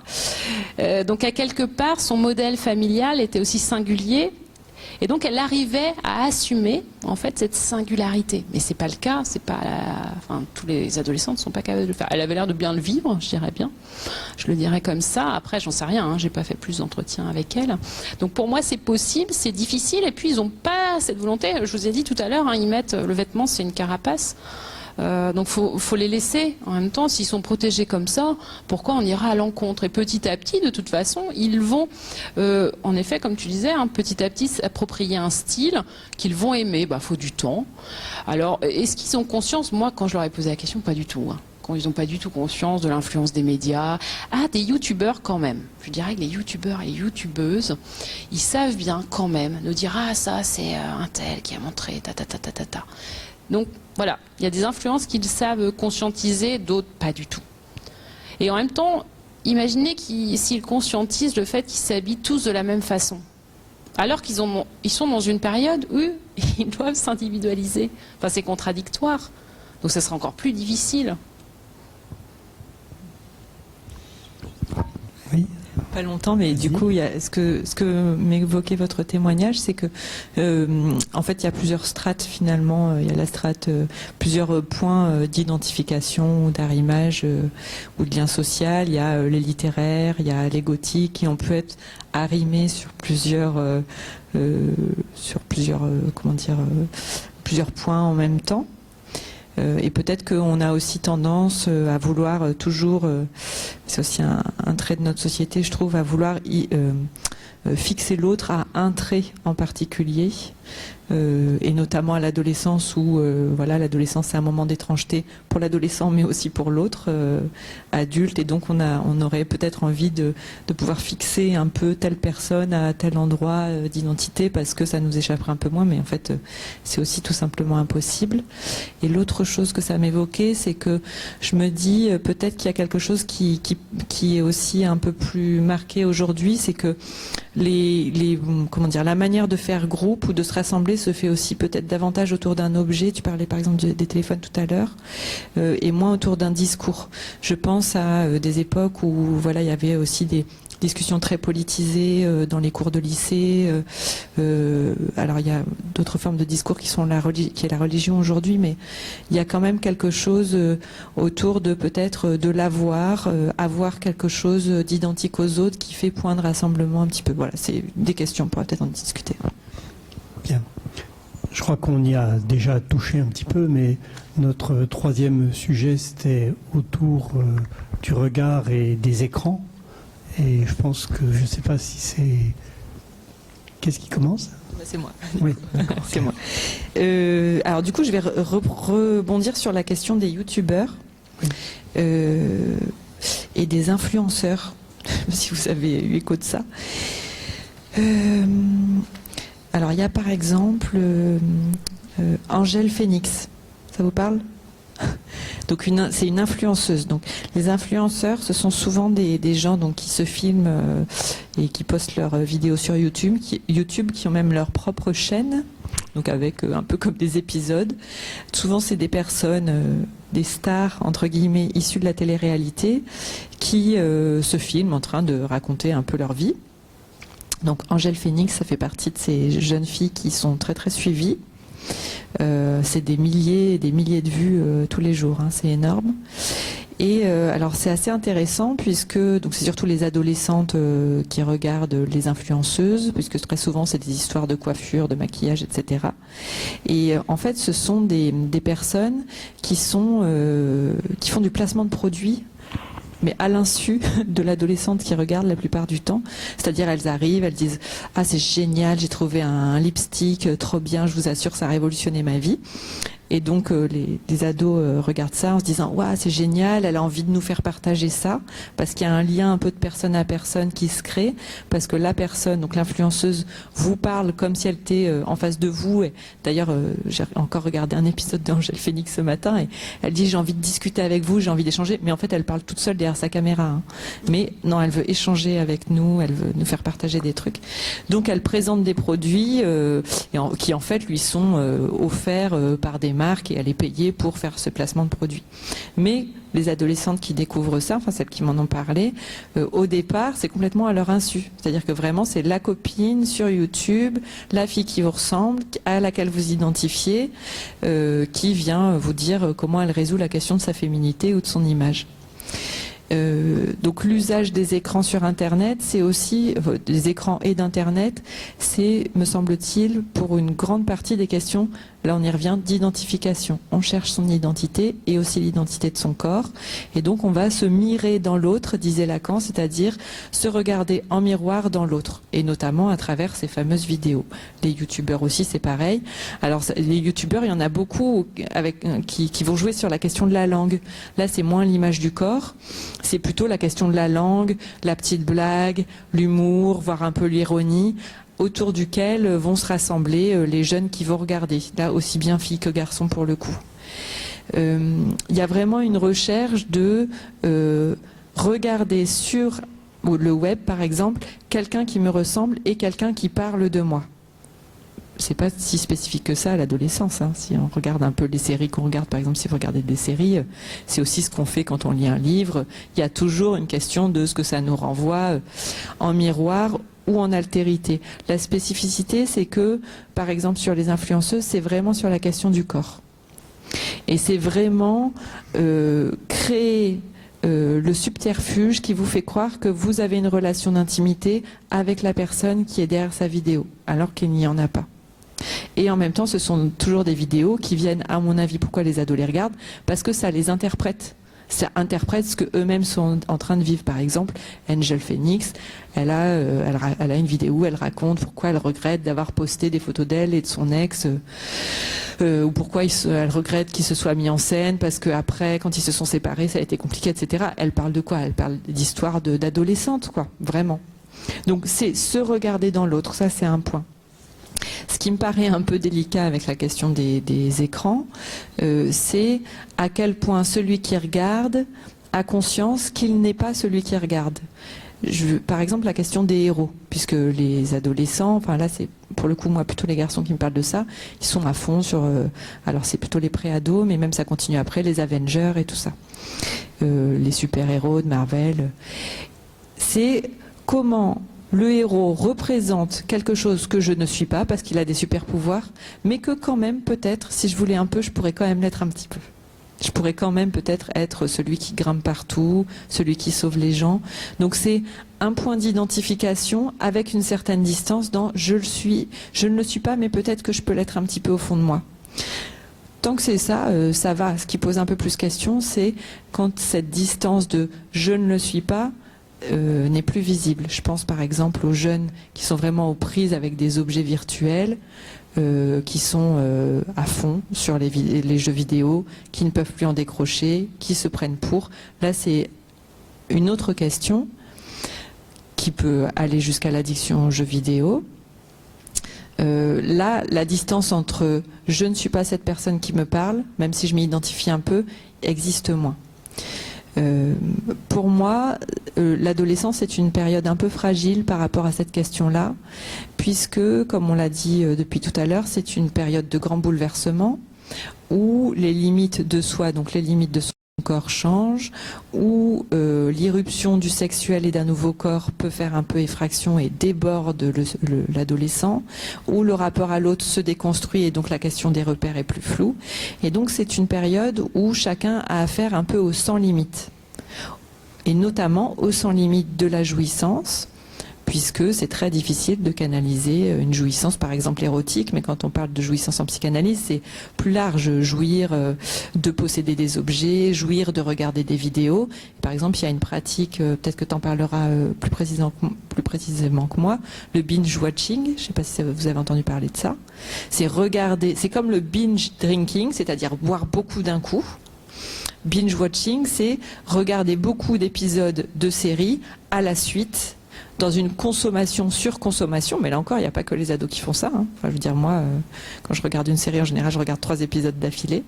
Dans une surconsommation, mais qui renvoie, je pense, l'adolescence à quelque chose d'un vécu corporel aussi, c'est ça qui est particulier, qui est aussi du côté de une nouvelle jouissance a lieu dans mon corps et se déploie dans tout un tas de cheminement dans la parole, etc. On en a parlé. Et donc, il faut que j'expérimente aussi cette jouissance illimitée dans mon corps, dans tout un tas de choses. Ça peut être la pratique d'un sport à risque, toute la pratique un peu sans limite et donc aussi le rapport aux écrans. Donc ça, je crois que c'est aussi pour ça qu'il y a une connexion particulière à l'adolescence face aux écrans. Peut-être un dernier point, parce que ça c'était un peu peut-être négatif. Quand même, ce qu'on peut repérer aussi, mais peut-être on pourra en discuter, c'est que quand même beaucoup de pratiques de jeux vidéo se font en réseau et donc fabriquent aussi une certaine forme de lien social pour les jeunes. Donc, il y a beaucoup de jeunes qui jouent en réseau, donc ils jouent à leurs jeux vidéo et en même temps ils parlent, ils ont des casques. Ils chattent avec les personnes qui sont en train de jouer avec leurs personnages de l'autre côté de l'écran à leur propre jeu vidéo. Et donc, c'est pas forcément... Il y a les pratiques tout seul, pratiquer le virtuel et le rapport aux écrans tout seul dans une forme d'auto-jouissance, mais il y a aussi une forme de partage, et je disais parier sur la langue. Là, il y a quand même quelque chose peut-être du langage qui quand même extrait un peu... Les ados de leur propre du circuit fermé dans lequel ils peuvent se retrouver de temps en temps. Ça suffit, je pense. Rosen ? Oui, je vais rebondir sur ce que tu dis là, Claire. En effet, hein, les écrans, parce que vous voyez que ça fait encore beaucoup l'actualité avec des ouvrages là qui sortent. Et puis Fortnite, hein, je ne sais pas si vous avez vu ça, le jeu vidéo qui fait l'actualité dans le mauvais sens, on va dire, par notamment un docteur qui a été relayé dans la presse, pas mal. Donc on pourra y revenir. Juste pour, en effet, créer des liens, faire groupe, communiquer ensemble, c'est très important. Hein, vous l'avez compris précédemment par nos discours à l'adolescence. Se détacher du statut de l'enfant, donc devenir adolescent, s'éloigner, se détacher des parents, ça motive nombre de leurs usages numériques. Quand on les interroge sur pourquoi vous allez notamment sur les réseaux sociaux, la principale raison, c'est discuter. Voilà, c'est vraiment discuter. L'enquête que j'ai menée l'an dernier, toujours au printemps dernier, alors j'ai analysé que 1609 enquêtés, puisqu'il y a une enquête par questionnaire également. Je suis désolée, j'ai fait ce que j'ai pu pour ce samedi. On en a 2500, mais j'ai pas pu faire plus. En tout cas, 77% des enquêtés déclarent c'est pour discuter, qui vont sur les réseaux. L'autre motif, le deuxième, c'est se divertir pour 65% des adolescents. Alors quand on les interroge par entretien, ils nous disent bien, c'est pour surmonter l'ennui. Alors ça, l'ennui, ça revient très fréquemment. Il y a deux profils, je dirais, qui ressortent à la fois de l'enquête par questionnaire et de l'enquête par entretien. Alors il y a ceux qui jouent et qui sont sur les réseaux ou sur les jeux tout le temps. Alors les accros, alors là c'est un profil qui sont pas la majorité des adolescents, attention. Et puis ceux qui, alors je fais deux grands profils, il y en a beaucoup, et en plus on pourrait faire une pluralité de profils, mais là juste pour expliquer assez rapidement. Ceux qui expliquent que l'hiver et les week-ends, quand il fait pas beau, oui, ils sont à l'intérieur et ils sont sur les écrans. Et ils savent bien nous dire que dès qu'il fait beau, ils ont hâte de sortir et de faire autre chose. Donc ça aussi, c'est quelque chose qu'il faut avoir en tête. Ils préfèrent être dehors, jouer, faire du vélo. Alors là, vous voyez, en tant que chercheur, je me suis dit, tiens, il faudrait faire une enquête sur les pratiques numériques des jeunes en Bretagne et dans le sud de la France. Vous voyez, c'est vraiment ce facteur du temps, mais c'est un facteur qui rentre dans le taux de suicide chez les jeunes. Et chez les individus, notamment, vous savez, la Bretagne, on est connu pour un taux de suicide bien plus élevé que dans les autres régions. En tous les cas, vous voyez, en tant que chercheur, il y a des hypothèses qui ont émergé. Je me suis dit, tiens, ça serait intéressant d'aller voir cela de plus près. Alors, ne déménagez peut-être pas dans le sud si vous avez un enfant pré-ado ou ado, mais néanmoins, on peut, je l'évoque puisqu'il l'évoque ainsi. Donc pour revenir sur les chiffres, 65% disent c'est pour se divertir. Troisième, c'est pour garder contact, 59%, garder contact avec des personnes qui connaissent ou qui ne connaissent pas. Et quatrième motif qui explique qu'ils vont sur les réseaux, c'est commenter. Commenter les profils, commenter les photos. Donc 45% d'entre eux. Alors les réseaux sociaux font partie intégrante de la culture adolescente. 90% des enquêtés utilisent les réseaux sociaux. Et alors moi, ce qui m'a surpris, là, en analysant les chiffres et les réseaux, près de 25 ont été cités. Donc rendez-vous compte de la diversité des réseaux sociaux aujourd'hui. Et quand on disait tout à l'heure, et la formule est chouette, je trouve, tous pareils, tous singuliers, comme tu le disais, ça, là aussi, on dit, ah, les ados, ils vont tous sur les réseaux. Bah ouais, mais ils se singularisent en n'allant pas tous sur les mêmes réseaux. Alors il y en a qui sont un peu à la marge, mais néanmoins, ils y vont. Donc l'adolescent, les adolescents, les passages, parce qu'ils sont différents les uns des autres, en fait, même dans les usages qu'ils ont du numérique. Alors, ça vous intéresse peut-être parce que vous le savez, une époque Facebook était à la mode, mais vous savez qu'aujourd'hui c'est un réseau de vieux, hein, ça vient nous le dire également en entretien. Donc Facebook, j'ai même pas le chiffre, mais c'est quasiment rien, hein, enfin, vraiment. Ceux qui ont Facebook, quand j'ai analysé les données là cette semaine et la semaine dernière, un peu plus précisément, ceux qui ont Facebook, alors ils ont aussi Twitter, Snapchat, Insta, TikTok, enfin toute la panoplie quoi, YouTube. Il n'y a pas un seul adolescent qui n'a que Facebook. Donc, vous voyez, hein, on est des vieux pour ceux qui n'ont que ce réseau. Alors, le principal réseau social, c'est YouTube, quand bien même on le considère comme un réseau social. Alors ça, c'est toute une discussion qu'on peut avoir avec les jeunes. Néanmoins, ils sont un grand nombre aujourd'hui à publier des lives, des vidéos hein, sur YouTube. Donc, c'est un réseau social, ils commentent les vidéos, donc on peut le considérer comme réseau social, même si eux l'entendent pas toujours et ne mettent pas ce terme sur YouTube. Alors YouTube, c'est 90% hein, de nos enquêtés qui disent l'utiliser. L'autre réseau social qui est en vogue aujourd'hui, c'est Snapchat, 74% de nos enquêtés. Instagram, 66%, donc voilà, on est dans le trio gagnant. Suit TikTok, je ne sais pas si vous connaissez ce réseau social, qui est vu comme un réseau social pour filles. 57% des filles d'ailleurs, hein, contre seulement 9% des garçons enquêtés. Donc quand on les interroge sur TikTok, c'est vraiment voilà, un réseau social de filles. Et je pourrais vous citer quelques extraits d'entretien. Ça vient nous décrire, parce qu'ils utilisent hein, globalement plusieurs réseaux.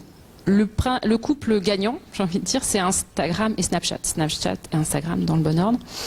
Et quand on leur demande pourquoi, ils disent Insta c'est pour parler. Mais c'est moins sécure que Snapchat. Moins sécure hein, dans leur thème, voilà, un nom moins de sécurité. Et Snap hein, pour voir les stories et pour jouer. Ils apprécient Snapchat aussi pour jouer. Certains utilisent Facebook par exemple aussi parce qu'ils apprécient les jeux. Donc ça c'était pour les réseaux sociaux. Peut-être quand même vous citer l'extrait d'entretien. Sur Snapchat et Insta. Alors, on leur demande, est-ce que vous pensez qu'il y a un réseau social plus pour les filles ou plus pour les garçons? Alors, Lucas répond non. Tom dit moi non plus. Enfin, quoique. Les garçons vont plus sur Facebook et Twitter et les filles plus sur Snapchat et Instagram. Et ça, je l'ai constaté par l'enquête par questionnaire.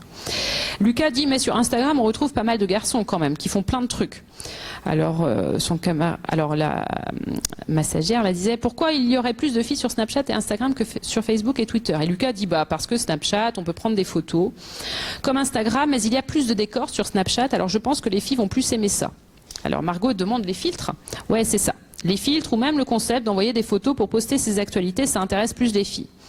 Alors Margot demande, les filles vont plus poster des photos? Oui. Et les garçons envoient plus de messages où par exemple ils montrent, t'as vu la nouvelle photo de telle ou telle personne.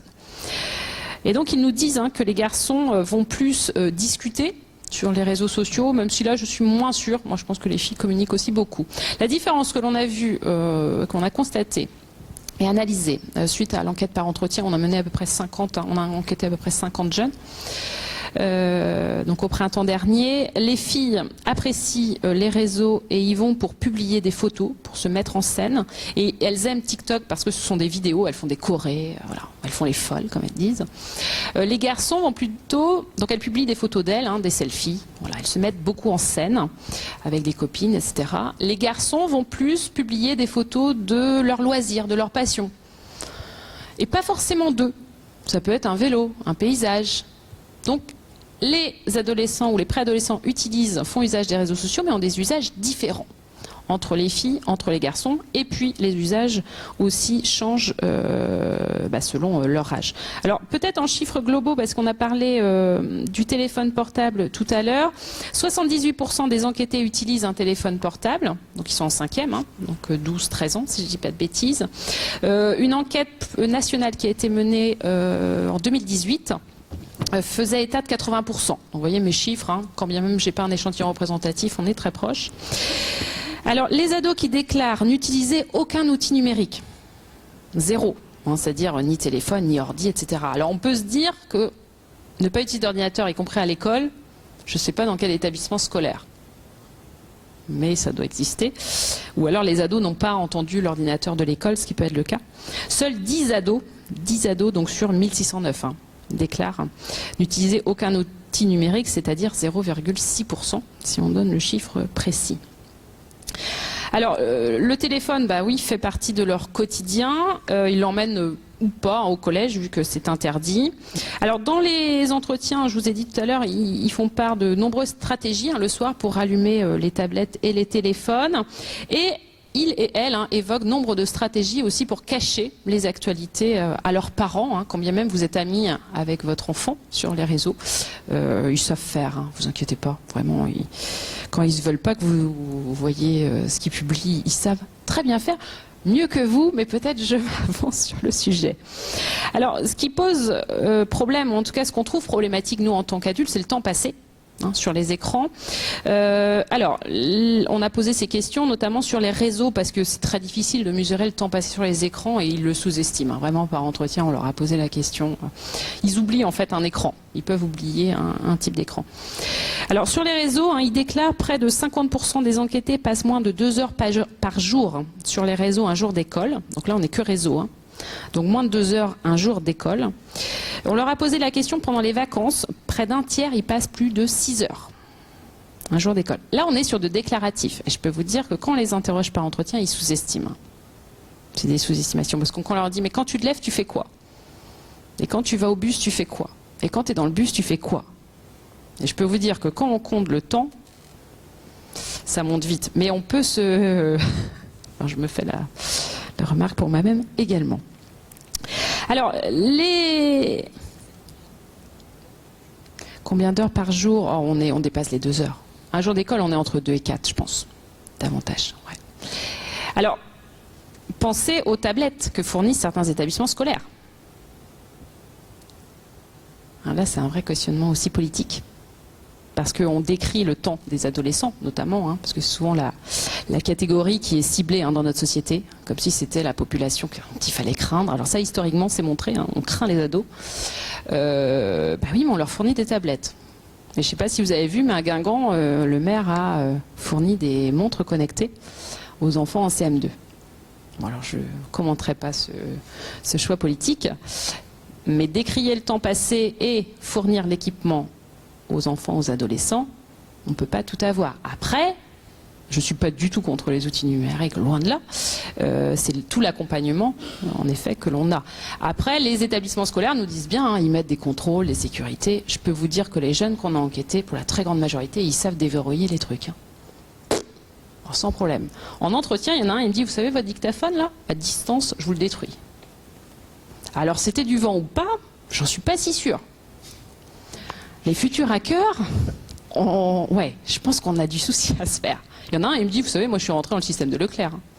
Vrai ou faux, vous savez bien que les ados ont cette tendance un peu à en faire beaucoup. Mais je pense qu'on a des craintes à avoir à ce niveau-là. Alors, les pratiques des filles et des garçons, les usages, donc je vous ai dit, sont différenciés sur les réseaux, mais aussi pour les jeux vidéo. Hein, les garçons jouent plus que les garçons, même si les filles jouent de plus en plus, notamment aux jeux sur téléphone. Alors, quand on leur a demandé s'ils jouaient aux jeux vidéo, 85% des enquêtés déclarent jouer aux jeux vidéo. Alors, il y a une diversité dans les jeux. Les garçons, par exemple, l'année dernière, jouaient beaucoup à Fortnite. Les filles, beaucoup moins. Alors, quand on demande aux jeunes s'il y a des jeux qui sont dédiés aux filles et aux garçons, ils disent non, à 72%. Et quand on leur demande de citer des jeux de filles et des jeux de garçons, ils savent très bien le faire. Donc là aussi, il y a un paradoxe. Et il n'est pas très bienvenu pour un garçon de jouer à Barbie. Mais il n'y a pas de jeu dédié aux filles et aux garçons. Vous voyez, ce paradoxe, on ne peut pas dire. Mais dans le faire, dans les pratiques, on le fait quand même. Alors, sur le numérique, je ne sais pas si je peux Si je peux dire autre chose, peut-être quand même, comme tu as parlé d'identité virtuelle, identité réelle. Mais ça, il faudrait que je creuse encore, parce que vous voyez, je suis vraiment dans l'analyse, premières analyses de l'enquête. La recherche, c'est long. Quand on leur demande de décrire leurs avatars, vous savez, c'est leur profil, je ne sais pas si vous avez déjà entendu ce terme, hein, donc ce qui les représente, globalement, ils ne mettent pas de photos. D'ailleurs, Snapchat, Insta, Snapchat, je crois, ne le permet pas. Donc, il y a des choix à faire. Et donc, moi, je leur demandais, voilà, quel personnage décrire. Ils sont très proches de ce à quoi ils ressemblent, leurs avatars. Et ceux, ils le disent, hein, ceux dont les avatars sont très différents d'eux, de leur physique, ils se la jouent, ils se la pètent, ils ne sont pas forcément bien vus. Donc identité virtuelle, identité réelle, je pense que ça a changé ça. Le fait que les réseaux sociaux font vraiment partie de leur culture, d'eux, sont eux en fait, eh bien leur avatar leur ressemble de plus en plus. C'est eux. C'est le jeu. Alors qu'ils la jouent compétition, oui, ils le disent. D'ailleurs, il y a une compétition. Hein, les flammes, par exemple, sur Snapchat, où il fallait avoir le plus de flammes possible, le plus d'abonnés. Donc, il y a une forme de compétition. Une compétition d'ego, ils le disent d'ailleurs. Ils parlent d'ego, les jeunes. Néanmoins, virtuel, réel, je ferai moins la distinction aujourd'hui, mais là encore, c'est à creuser. Alors, juste vous dire que les enquêtes montrent, alors moi j'ai interrogé des 5e, mais ils commencent bien plus vite à changer leurs pratiques, puisqu'on dit devenir adolescent, donc c'est abandonner les pratiques enfantines. Les pratiques enfantines, pour ce qui est des réseaux sociaux, la pratique des jeux vidéo, de la musique, ils commencent bien avant le collège, hein, bien avant la 6e, CM, hein, CM ils peuvent commencer. Néanmoins, en 6e, ils changent par exemple de goûts musicaux. Le téléphone qui servait à appeler les parents, ils s'en servent à partir de la 6e pour aller sur les réseaux. Donc là encore, c'est pas l'outil forcément qui change, mais ce sont les usages que l'on en fait. Et je terminerai juste sur la peur. La peur, parce que c'est quelque chose qui m'a beaucoup surprise lors des entretiens menés, et parce qu'on leur a demandé, est-ce que vous savez paramétrer la confidentialité de vos réseaux ? Puisque ça interroge, hein, voilà, l'identité numérique, ils se construisent. 90% de nos enquêtés disent savoir le faire. Et quand on les entend, je peux vous dire qu'ils sont au point. Ah, moi, je me suis dit, waouh, moi, je sais même pas ça. Il y a des choses, ils savent mieux faire. Ils disent d'ailleurs apprendre à leurs parents. Et engueuler leurs parents, parfois, quand ils postent des photos d'eux, sans toute la confidentialité nécessaire. Alors, ils ont une peur du cyberharcèlement, une peur des inconnus, une peur des réseaux. Et ils disent, hein, voilà, il y a plein de dangers. Et parfois, ouais, je trouve qu'il y a une forme de paranoïa, alors qui est transmise pour moi aussi par les adultes. Alors, je la critique pas, hein, je la juge pas. Mais en tout cas, elle est très présente dans le discours des adolescents. Et donc, ils veillent vraiment à ce que ça soit confidentiel. Ils disent, voilà, quand je publie une photo de ma famille, par exemple, je leur demande. Ou globalement, je ne le fais pas. Et là intervient quand même la place des aînés qui, ils disent, hein, voilà, mon frère m'a aidé à paramétrer mon compte, mon frère m'a beaucoup alerté sur les dangers, sur voilà, ne pas parler aux inconnus, etc. Alors, parmi les enquêtés, il y en a qui disent avoir parlé avec des inconnus. Et quand on dit, mais est-ce que vous avez déjà rencontré un problème ? C'est toujours un problème qui a été rencontré par l'autre, par quelqu'un d'autre qu'ils connaissent. Alors, est-ce que c'est eux ? Là, il faudrait des entretiens individuels et plus longs. Voilà, je vais peut-être pas en dire plus pour laisser la place à l'échange. Merci. Merci. Est-ce qu'il y a sur ce thème qui est bien vaste, est-ce qu'il y a des réactions, des questions ? Oui. Attends, tu pouvais attendre le micro. Moi, j'avais une question concernant le lien entre la sortie des jeunes, enfin ados ou enfants, à l'extérieur et l'utilisation des réseaux sociaux et du temps passé dessus. En fait, moi, je suis maman d'une jeune fille de 11 ans, mais aussi animatrice enfance-jeunesse sur un quartier, et je me retrouve face alors surtout par rapport aux parents qui me disent, j'ai très peur que, surtout les filles, que ma fille sorte, qu'il lui arrive plein de choses, j'ai très peur de tout ça.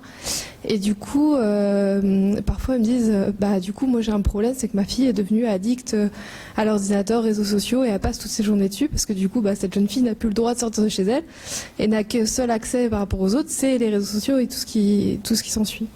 Et du coup, je voulais savoir si vous aviez s'il y avait un lien à en faire ou pas. Ou... Je crois que vous avez la réponse, non ? dans votre propos. Oui, tout à fait. Oui. Mais je veux C'est-à-dire dire, que oui. est-ce que c'est sur l'ensemble, parce que c'est une vraie question qui ressort aujourd'hui, ou Oui, c'est oui. des cas particuliers, ou est-ce qu'on Non. est vraiment face à ça Non, chez les c'est- adolescents? non, complètement. Vous avez raison. Non, c'est une question qu'on peut retrouver. La question, elle est légitime et la peur des parents, elle est légitime. Mais le devenir adolescent, accompagner cette étape, c'est accompagner l'autonomie. Et donc, dire, bah voilà, quand tu étais en CM2, c'est vrai que je venais te chercher à l'école. Si vous n'habitez pas loin, je donne un exemple, hein, mais c'est de dire, bah voilà, t'es au collège. Montrer qu'en fait, il ou elle est grand.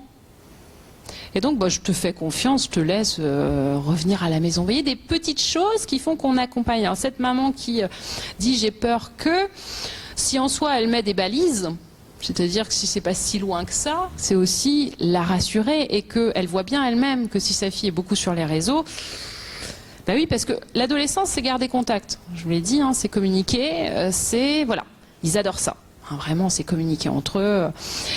Donc elle n'a pas d'autre moyen, en fait, cette jeune fille. Donc à part l'encourager à venir vous voir, cette jeune fille à être voilà, dans la structure dans laquelle vous êtes, c'est mieux.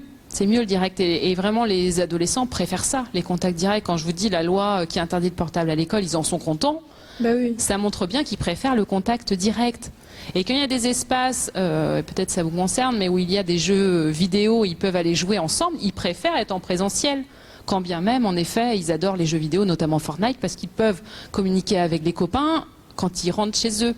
Et ils font communauté. Mais ça remplace pas, et ils aiment la présence, voilà, le présentiel. Une autre réaction? Question? Oui? Merci. Oui, j'ai une question. Alors, je vais essayer de bien la formuler. C'est par rapport aux jeux vidéo. On parlait tout à l'heure que les parents s'inquiètent beaucoup sur la question de la pornographie. Bon, voilà, on fait très attention à ce que son enfant fait. Peut-être il y a les parents s'inquiètent aussi au niveau des réseaux sociaux. Et je voulais savoir si vous aviez, vous, rencontré des parents ou des jeunes qui vous expliquaient justement qu'il y avait ce regard-là par rapport aux jeux vidéo, puisqu'on sait très bien qu'il y a des jeux vidéo plus violents que d'autres, etc. Est-ce que vous sentez qu'il y a une évolution au niveau de la parentalité à ce niveau-là ou pas trop pour le moment?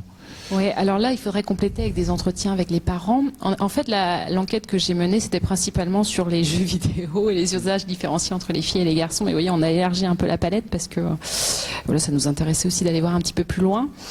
Les jeux vidéo, je dirais que la peur n'est pas aussi importante que la pornographie, puisque votre propos était celui-là au départ.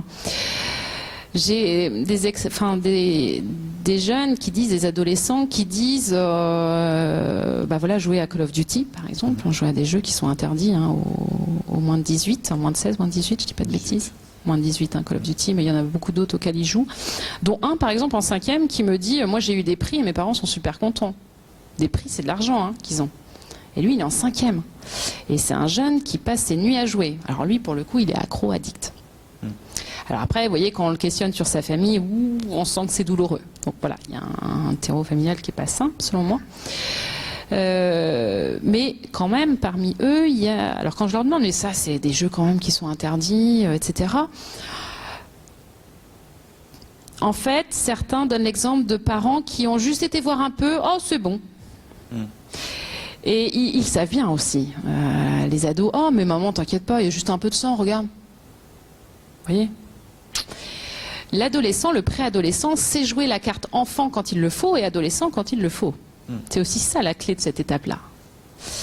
Je vous dirais que les parents sont moins, vraiment pour répondre à votre question, sont moins alarmés, inquiets. En tout cas dans le discours des enfants. Là, il faudrait que, vous voyez, c'est eux ce qu'ils me disent, ce qu'ils ressentent. Sont moins alarmés des contenus violents, notamment dans les jeux vidéo. Claire. Alors peut-être des petites vignettes, les parents que j'ai reçus sur ces questions-là. La question du temps, le temps passé, comme tu le disais, ça les inquiète beaucoup. La question quand même, si moi je repère un peu ça quand même, des contenus violents des jeux vidéo. avec différentes situations. La situation où le jeu vidéo, par exemple le père, parce que j'ai pas reçu beaucoup de mères qui jouent au jeu vidéo, le père y joue à ce jeu-là et ne le range pas ou ne sécurise pas l'endroit, donc l'enfant y a accès. Le père, les parents, là, les deux parents ne s'y intéressent pas du tout et donc l'enfant peut jouir tout seul dans son coin du jeu qui est décrié par les parents mais finalement auquel on connaît rien. Et sur la question de la pornographie, alors une inquiétude des parents mais aussi je trouve que ces questions-là renvoient aussi vraiment la question du positionnement de l'adulte. Par exemple, le cas d'une jeune fille qui trop jeune et qui se met en scène dans des vidéos à caractère pornographique sur Internet. Une jeune fille un peu sans défense et en même temps du côté de la famille, des choses un peu c'est terrible que notre fille fasse ça parce que c'est terrible pour les parents de découvrir ça et en même temps on fait rien pour l'interdire parce que je pense que beaucoup de parents sont un peu démunis en fait face à cet adolescent qui devient un peu étrange comme je disais tout à l'heure. Donc moi il me semble que l'inquiétude elle est sur tous les plans et dans des configurations très très différentes en fonction des familles. J'aurais du mal à faire une généralité. Oui. Oui, moi j'avais une question par rapport, enfin je ne sais pas si c'est une question, mais concernant les modèles identificatoires. Enfin, moi je pense on a 3 enfants et donc un garçon de 16 ans, une fille de 13 et puis un enfant de 10 ans, un garçon de 10 ans et demi.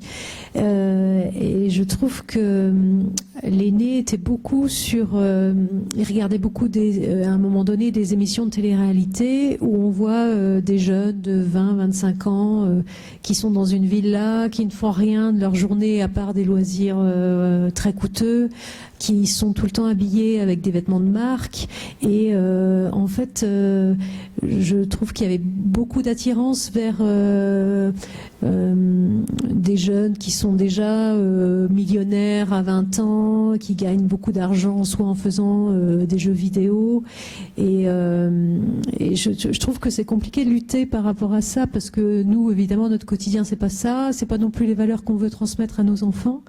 Et là il a un peu grandi, il a travaillé cet été, donc je pense qu'il a un peu mûri par rapport à ces questions-là, mais je trouve que c'est dur en tant que parent de lutter par rapport à tous les modèles qu'on peut voir, que ce soit les youtubeurs ou les émissions de télé-réalité, quoi. Oui, je suis complètement d'accord. En fait, je pense que les choses se traitent dans différents espaces aussi à l'adolescence. Ce qui, dans l'enfance, se traite plutôt, on va dire, en gros, ou à l'école ou dans la famille. Les questions, voilà, les enfants ils reviennent avec leurs questions, on essaie d'y répondre un peu. À l'adolescence, il y a une espèce de multiplication, de diffraction, ça se dit diffraction? Ouais, bon, je le dis comme ça. Des espaces où les choses se traitent et des manières de traiter un peu les choses. Par exemple, une espèce d'idolâtrie pour l'argent, la vie facile, etc. Bon, moi en même temps, je regardais Beverly Hills quand j'étais adolescente, mais je regardais pas que ça. Et ça, pour le coup, je pense que ça demeure un petit peu, sauf à avoir un adolescent très très identifié qui a l'impression d'incarner vraiment tel personnage. Mais là, on est dans autre chose. Mais sinon, dans les séries que regardent les adolescents, il y a effectivement ce type de séries-là, mais il y a aussi des séries avec, alors j'ai plus le nom de la série en tête, mais des jeunes, des adolescents en Angleterre dans les années 80, qui sont plutôt la bande de jeunes qui veut pas trop aller en cours, un peu punk. Bon, ça c'est autre chose. Les séries qui sont très regardées, il y a aussi Sex Education. Je sais pas si vous avez vu ça. Donc c'est la question de qu'est-ce que c'est que la sexualité, comment on se débrouille avec ça. Donc voilà, votre ado, il a grandi. Et par ailleurs, dans ce que tu disais, je trouve que c'est assez rassurant. Ce qu'ils recherchent sur les réseaux sociaux, c'est de parler entre eux. Donc, je sais pas, je me dis, voilà, c'est dans des endroits multiples et il y a des temporalités différentes et ça fait son chemin. J'ai une question pour toi, Rosen. De quoi ils parlent sur les réseaux sociaux, du coup, tu sais? Ça, c'est une question qu'on leur a posée. On leur a posé la question parce que ils créent maintenant des groupes classes en début d'année sur Snapchat. Et c'est un groupe souvent qui tombe à l'eau très vite. Alors, ils nous expliquent pourquoi, c'est-à-dire voilà, s'il y a un absent, c'est pour les devoirs. Mais on voit que ça tombe très vite. Donc, vous voyez, la raison n'est pas là pour l'école. Bon, ils peuvent utiliser pour l'école, mais très peu. Ils parlent des autres. Ils parlent de ce qu'ils font. Voilà, en général c'est ça. Voilà, commenter ce qu'ils vivent, commenter les autres qui les entourent. Globalement, c'est vraiment les proches, c'est-à-dire ça peut être la famille, les frères, les sœurs, et puis les copains, les copines du collège. Ce qui s'est passé le jour J. En général. Du coup, juste un petit mot, commenter, du coup je l'entends en 2 mots. Là tout à coup, je me dis commenter du verbe commenter, et aussi commenter, toi t'es comment, et du coup moi je suis comment. Oui, très fort. Bien, peut-être qu'on va conclure. Et je vous proposerai de conclure, essayer de conclure collectivement. On n'est pas très nombreux. Si certains d'entre vous pouvaient simplement dire, comme ça, en pied levé, une idée, un mot, quelque chose qu'ils ont retenu de ce qui vient d'être dit. On a traversé de nombreuses questions avec... voilà. Est-ce que c'est possible, tout simplement? Oui. Moi, du coup, ce serait plus une réflexion globale. Est-ce qu'on ne peut pas résumer l'adolescence comme une première expérimentation de la vie adulte? C'est-à-dire, à un moment donné, construire une identité, essayer de ressembler aux autres, mais se différencier, à ceci près que dans l'adolescence, on est vraiment dans une expérimentation où on cerne un petit peu les conséquences de nos choix, de nos actes, et que à l'âge adulte, finalement, on serait censé être capable d'assumer, d'être capable de se positionner. Et est-ce qu'on ne peut pas résumer l'adolescence comme une certaine forme de première expérience de vie d'adulte, à savoir que à partir du moment où on vit en société, on vit notamment sous le regard de l'autre, et l'identité pour soi et pour autrui forme un petit peu des dynamiques relationnelles dans lesquelles l'adulte est investi tout au long de sa vie finalement. D'accord, merci. Du coup, il faudrait qu'on fasse un débat sur les passages de l'adolescence à l'âge adulte pour la suite. C'est ça aussi, oui. Non, mais ça peut être, c'est bien une réflexion, un mot, quelque chose. Je sais pas, non. Oui.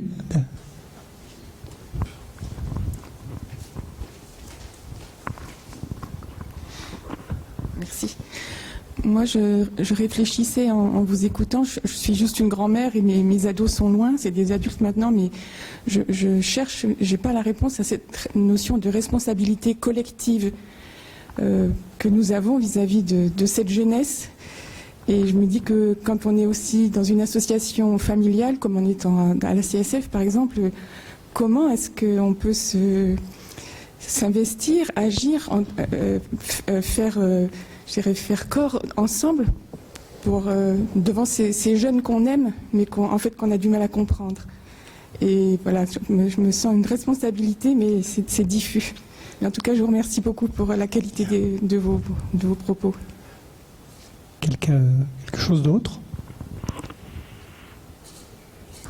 Oui.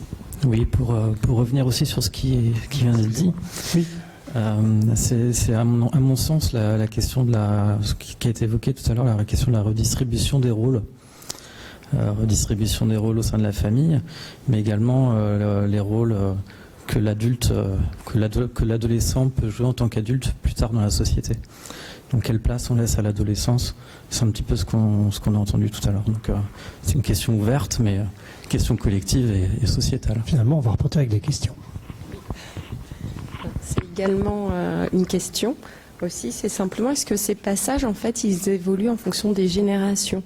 Parce que moi j'ai 3 garçons en fait, un de 19, un de 16 et un donc qui est entré en 6e là en septembre, et du coup je me rends compte aussi que Donc voilà, celui de 19, il est adulte aujourd'hui et c'est pas du tout la même problématique par rapport à mon dernier enfant. Donc est-ce que vous, avec vos études et vos recherches, vous avez constaté justement des évolutions dans ces passages au niveau des générations et notamment la part des écrans, donc sur votre dernier point, qui évolue aussi. Mon fils de 19 ans n'a pas du tout le même rapport que celui qui en a 11, quoi. Merci. Autre remarque ou question? Ils ne vont pas forcément répondre à tout, sinon on est reparti pour 1 ou 2 heures. Mais oui. Oui, alors déjà, je vous remercie pour la qualité de votre conférence. C'était vraiment passionnant. Juste une petite chose, moi, le rapport aux écrans m'interpelle beaucoup. Je travaille dans le milieu de la jeunesse et voilà, et de l'adolescence, le rapport aux addictions aussi me questionne et je m'interroge beaucoup en tant que professionnelle de l'enfance sur ce thème-là. Et je partage en même temps, et c'était très très intéressant d'avoir vos retours d'enquête sur des points précis, sur ce que les élèves ou les enfants vous ont renvoyé. Moi, ce que j'aurais envie de résumer un petit peu finalement, et je trouve que l'idée du rapport à l'autre, du rapport à soi, reste dans ces années-là vraiment, mais à tout âge, hein, mais plus particulièrement, je trouve dans ces passages de l'adolescence, ça reste primordial, quoi. Par rapport à l'autre, par rapport à la société aussi, et ça va dans les deux sens, parce que la société renvoie quelque chose aux adolescents qui n'est pas toujours simple à gérer pour eux, ni pour les parents, je trouve. Voilà. Quelqu'un d'autre? Oui, madame. Merci. Du coup, c'est juste une question un peu pratique par rapport à tout à l'heure, les livres. Je serais intéressée pour les avoir. Du coup, est-ce que je pourrais avoir les titres Oui, les livres que j'ai cités au début. Oui, pardon, je suis allée un peu vite. Donc celui-ci, c'est Après l'enfance. Oui, ça j'avais entendu. C'est édité par Navarin. Navarin. N-A-V-A-R-I-N. Navarin. Navarin, d'accord. Et l'autre, c'est Adolescent, sujet de désordre. D'accord. Aux éditions Michel. C'est adolescent, sujet Adolescent, sujet de désordre. D'accord. Je vais noter ça. Merci. Merci. On arrête là. Et vous, toutes les deux, si vous aviez en 1 ou 2 phrases, je ne sais pas, vous savez faire sans doute, est-ce que vous n'avez pas résumé ce que vous avez dit, mais ce que vous avez été un peu contraint de dire aujourd'hui par le questionnement qui vous a été fait et qu'on a partagé? Je ne sais pas. Claire? Moi, je ne vais pas du tout répondre à vos questions parce que je trouve que c'est bien que ça reste ouvert, puis j'ai pas les réponses, il faudra en discuter encore. Je repars avec une question, moi, vraiment cette question du rapport à la parole et du rapport au langage. On a dit pas mal de choses, mais vraiment que cette question, ok, il parle sur les réseaux sociaux, donc il commente l'autre, mais qu'est-ce que ça signifie dans le lien à l'autre finalement de parler sans se voir, par exemple, ou de se parler sans la présence des corps, ou de parler à travers un outil, à travers un objet. Enfin, je suis un peu avec ce questionnement-là qui est vaste, mais voilà. Rosane? Je vais revenir moi sur peut-être les éléments. Responsabilité collective, je crois que vous avez complètement raison. Et faire corps, alors je trouve que la formule que vous avez prise et reprise est très bonne, parce que faire corps me paraît très bien et très juste quand on parle de l'adolescence. Oui, je crois qu'il faut vraiment, alors j'aime pas avoir un discours prescriptif, mais et puis vous êtes là aujourd'hui, donc je pense que vous n'êtes pas... vous le faites, mais porter un regard positif sur l'adolescent et l'adolescence, faire corps, en fait, moi je crois que c'est la période la plus difficile de la vie. Et donc ils ont ô combien besoin de nous. Et les entretiens que j'ai menés et que je mène depuis une dizaine d'années avec les adolescents, de la 6e à la 3e, c'est ce qui m'intéresse, ils me remercient à chaque fois, après les entretiens. Comme si on leur donnait pas assez la parole. Comme si les adultes ne les écoutaient pas assez. Et quand accompagner un adolescent, c'est lui parler. C'est en effet, oui, un futur adulte. en fait. C'est votre futur père aussi. Quand bien même c'est votre enfant, quand bien même la parole. Vraiment, et je me disais même, vous voyez, en tant que docteur en sciences de l'éducation, je me disais, mais pourquoi il n'y a pas 1 heure dédiée par semaine à l'école qui est dédiée juste à parler? Juste à parler. En direct, sans les écrans, pour le coup. La place des écrans, je comprends qu'elle inquiète. Et elle doit inquiéter d'abord parce que les études montrent que pour la santé, c'est pas génial. Vous voyez, donc là, les neurosciences, alors là, tape bien sur les écrans. Faut pas considérer et prendre en compte que les neurosciences. C'est une discipline parmi d'autres et il faut la prendre en compte, mais pas que. La force de la science, c'est justement d'avoir des sciences. Donc voilà, les différents regards pour moi sont importants à prendre en compte et je crois qu'aujourd'hui, on vous le montre par une psychanalyste et une sociologue. Donc un regard positif.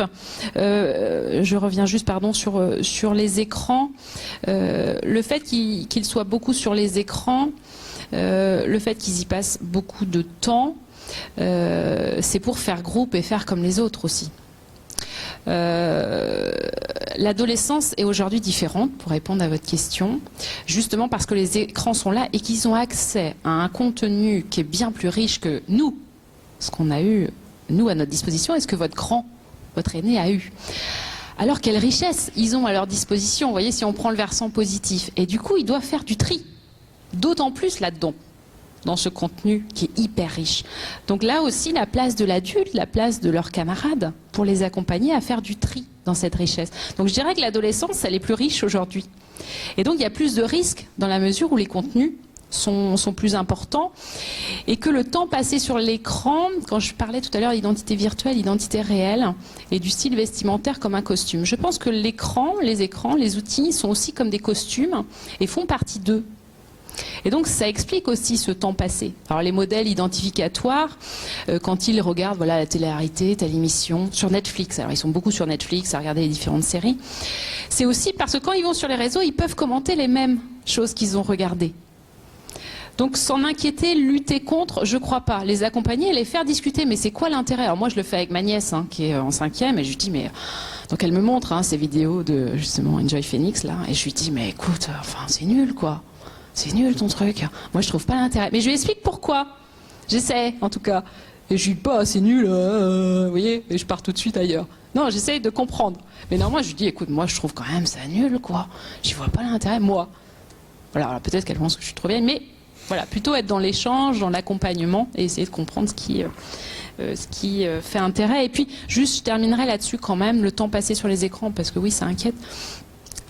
Quand je leur demande pourquoi, certains disent que c'est aussi un refuge et que ça leur fait du bien. Et ça, on ne peut pas l'oublier. Que oui, l'adolescence, c'est dur et que parfois être sur un écran, regarder une série, échanger avec sa meilleure amie, son meilleur pote, son amoureux, bah oui, ça fait du bien. Et que quand on a eu un conflit avec les parents juste avant, bah oui, ça fait du bien. Donc voilà, je resterai juste sur la... Bien. Merci. On pourrait prolonger encore, je crois, longtemps. Je voudrais vous remercier tous les deux au nom de la CSF. Et merci à tous pour ce moment passé ensemble. Et merci Philippe pour l'animation.